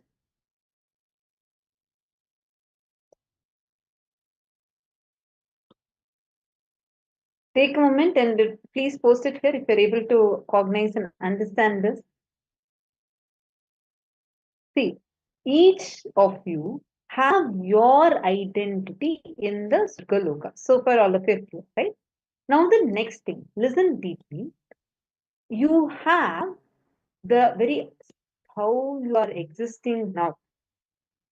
It's with a lot of conflicts that you're having in your inner space. For example, you think that if you are healthy, right, you can't eat, like if you want health, you can't eat your favorite foods. You think if you have pleasure, then you can't experience enlightenment. Like we have things always as conflicts, contradictions. But in Swargaloka, all conflicts, all contradictions, all complications becomes complementing each other. This is a unique quality of Swargaloka. The moment you enter into Swargaloka, the first and foremost thing that happens, you will lose all these conflicts and contradictions and flower beautifully with complementing. Everything becomes complementing each other. Now, how do you experience Swargaloka? Listen. Absolute excitement, no boredom, no tiredness, just absolute energy, power, bliss. And being living eternally is Swargaloka. In Swargaloka, time does not tire you, frustrations don't bore you, failures do not age you because they do not exist in Swargaloka. Now listen carefully to this. All of us carry a part which so much of doubt, fear that you may not be able to handle yourself in that higher possibility, you just deny its very existence. That part that you deny is your identity in Swargaloka. I request all of you to sit for a few minutes and identify the part of you like this that you have denied it. Please start.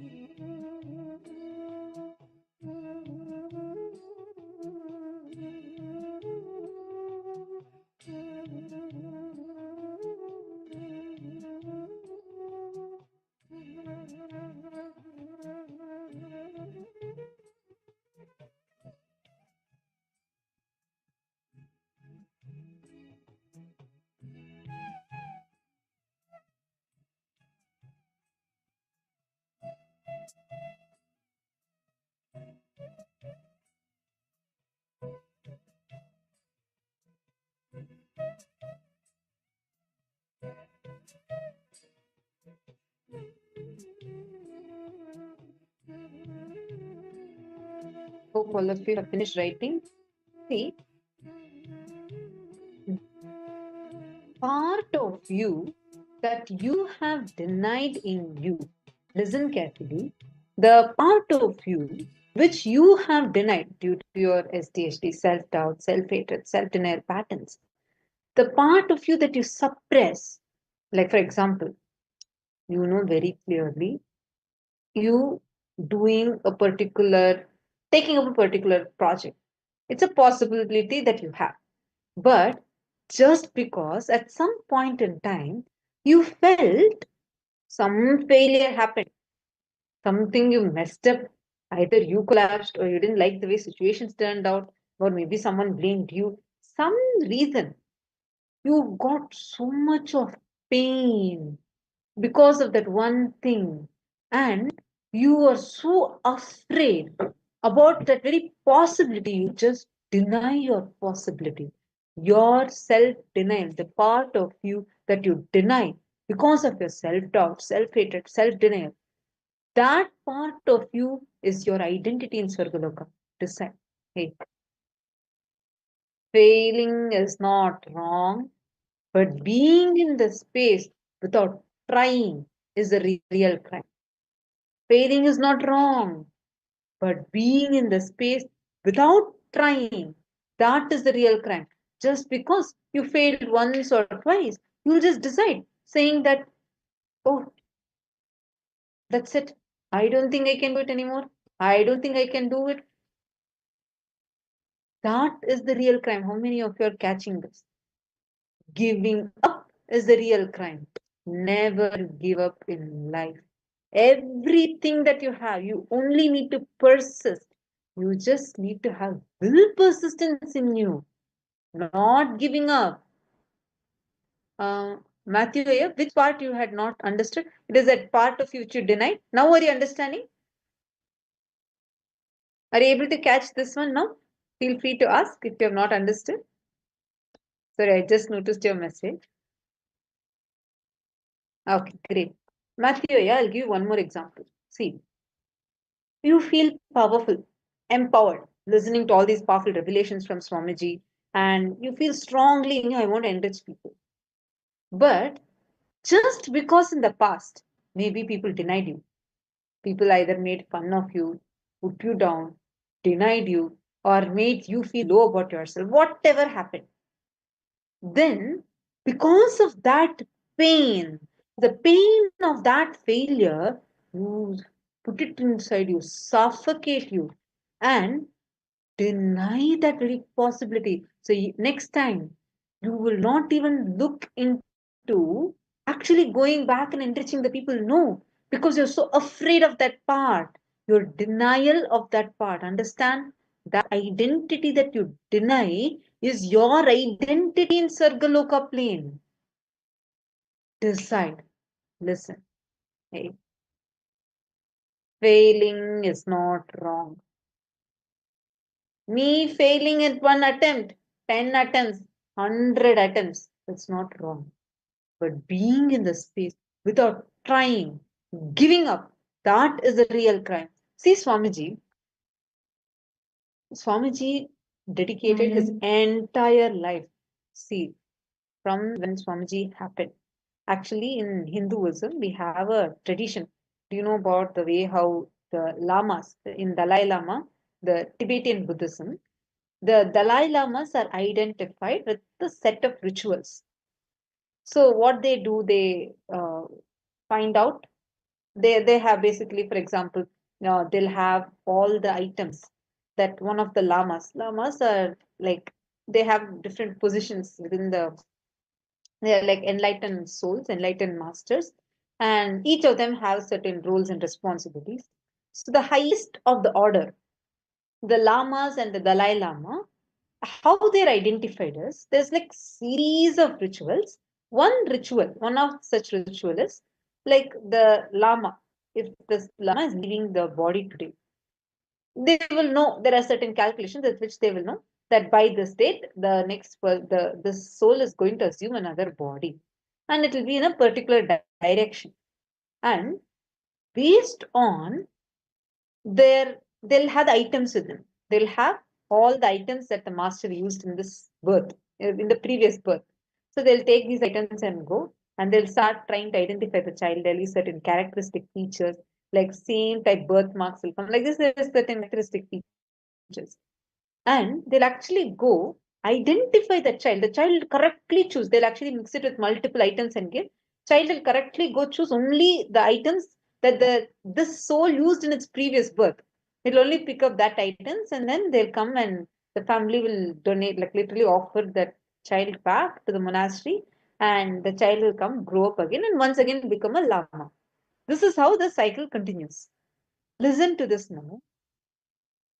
Similar to that, in Hinduism, we have a clear science how to identify an avatar. Tiruvannamalai is the place where it's the spiritual capital of the world. So in Tiruvannamalai, they actually come and they identify the enlightened masters that who are adepts in Hinduism. They come and identify how Swamiji is an avatar through a series of rituals and ways. And it takes about 21 months for the avatar to settle in the physical body. Within the first 21 months, there's every possibility that the avatar, the incarnation, can leave the body.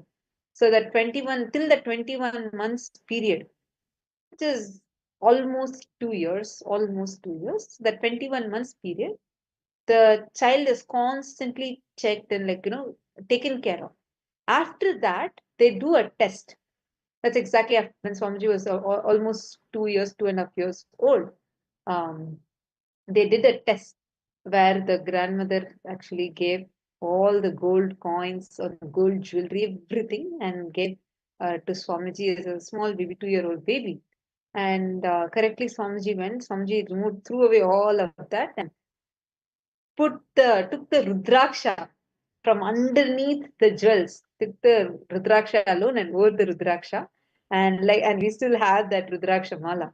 And there's a series of such tests that are conducted, and then very clearly it was established how Swamiji is an avatar and testified, and this is authenticated by so many masters, ancient like Hindu masters, enlightened masters, and adepts in Hinduism. They said that this child is not an ordinary child. It is Avatar himself who has come down. Paramashiva has come down as Swamiji, and from that beginning, Swamiji dedicated his whole life just to revive Sanatana Hindu Dharma. Do you know how many attacks Swamiji has faced? 2003. See, Hindus did not recognize Swamiji first. People, there were few devotees, but nobody recognized the potential of Swamiji. People had their personal experiences, amazing transformations, spiritual breakthroughs, superconscious breakthroughs, but nobody understood the value, what Swamiji is going to do for Hinduism. But the culnaries, the conspirators, anti-Hindu elements clearly saw through that Swamiji is not, any other normal guru. He is going to revive Hinduism really. Seeing that in 2003 they started attacking. Now it's more than 20 plus years. Still they're attacking. How many times they have physically demolished the buildings? They tried to lock Swamiji inside Swamiji's quarters and burnt the building. At that time, it was just a thatched hut. It was just a thatched roof and a hut. They locked Swamiji into that hut and burnt it live and shown the whole thing was live streamed. This was the brutal way they attempted direct assassination attempt. Despite all these attacks, tell me, has Swamiji till now ever given up? No. Never Swamiji has ever given up either on himself or on any one of us. Never. Then that should be what you need to tell to yourself.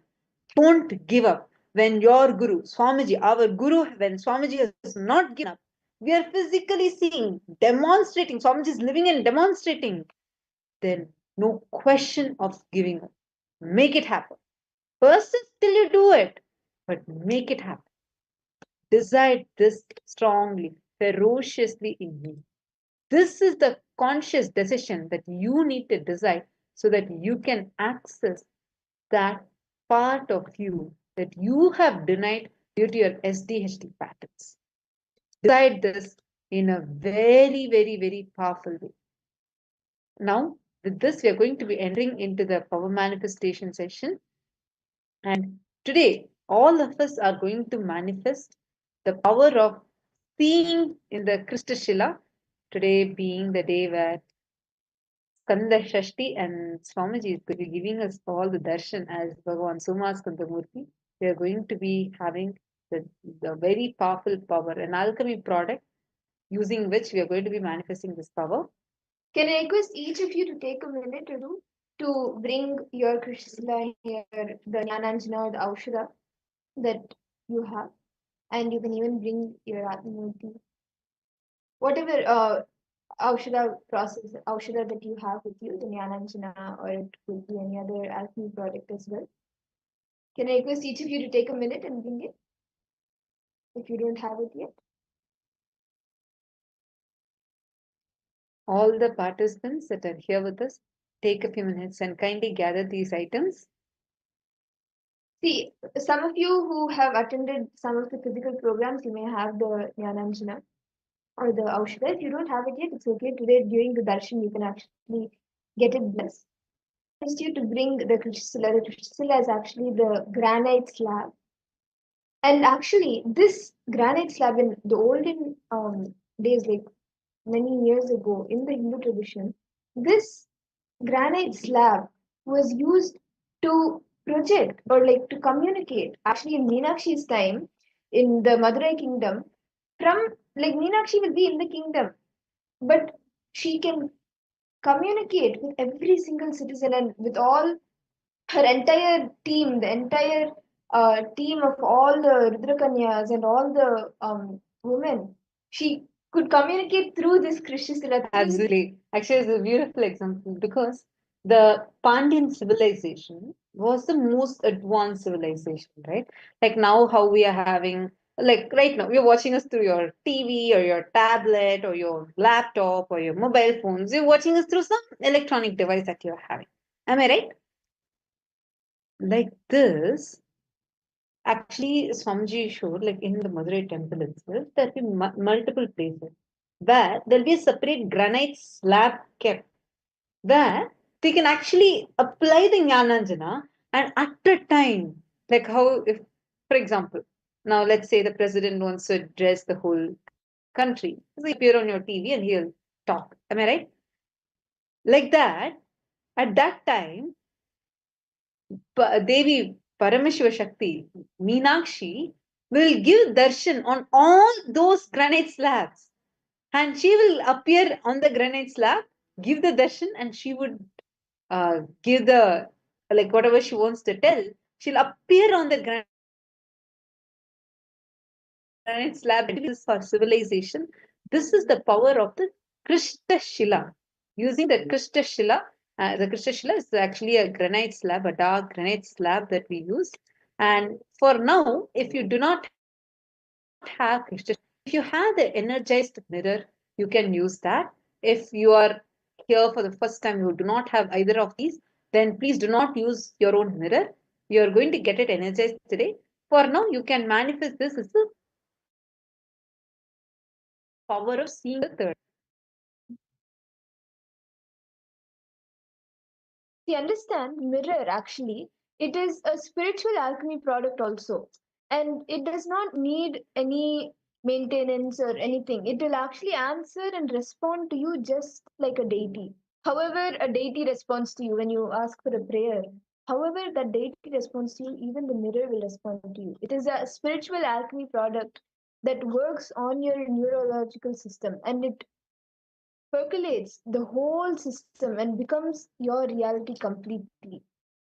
So whether actually Swamiji beautifully initiates us into various alchemy products, like whether it is seen through the Krishnasila, or whether it is seen through the banyan leaf, or the Kashaya Vastra, like the Kavi cloth, or the mirror. All of these different alchemy products, Swamiji initiates us, and you will, as if you are watching something or seeing something on a TV. Actually, I remember, when Swamiji had initiated us into this power manifestation in 2016, 16, Swamiji had initiated us. And the first time when Swamiji initiated us, we started manifesting it with a beetle leaf. Swamiji had specifically energized the beetle leaf. And in olden times, like 2-3 generations before, you would have maybe tell how there is a tradition where they take a beetle leaf and apply a black paste on it, like a kajal. They'll apply the kajal on it, and it's called as anjana. And once they apply that, in seeing in that beetle to tell anything that's happening, any question you ask, they'll be able to see that appear on that, like how a TV screen is showing, like that in HD quality. It'll appear, and actually, this is the power that Narayana is a great Siddha Purusha. He used to manifest this as a power, and he would just put the Jnananjana on the beetle leaf, and then with that Jnananjana, he'll clearly see and tell where the thief is. The police and all used to come that time. The Tiruvannamalai police used to come to Narayana Swami Tata, and they'll ask, please help us. This thief is missing. Where is he? And he'll just apply and he'll tell. And even to this day, in the police station, Tiruvannamalai police station, they have Narayana Swami Tata's photograph kept even now. See, this science, Swamiji also had once manifested this power. I mean, Swamiji manifested this power multiple times, but one of the references we have is also from when Swamiji was with Narayana Swami Tata. Once the police had come trying to find out a thief, so they had come to seek, and then Narayana Swami Tata pointed to Swamiji, and and told Swamiji to look and see where he is. And when Swamiji saw in the Jnananjana, Swamiji said the exact color dress that the guy was wearing and where he was. And in just a matter of few minutes, the police were able to go exactly identify that guy, catch him, and then come back, and they offered their gratitude to Swamiji and to Narayana Swami Tata. That is the power Swamiji is initiating all of us with today. And whenever you see in this banyan tree.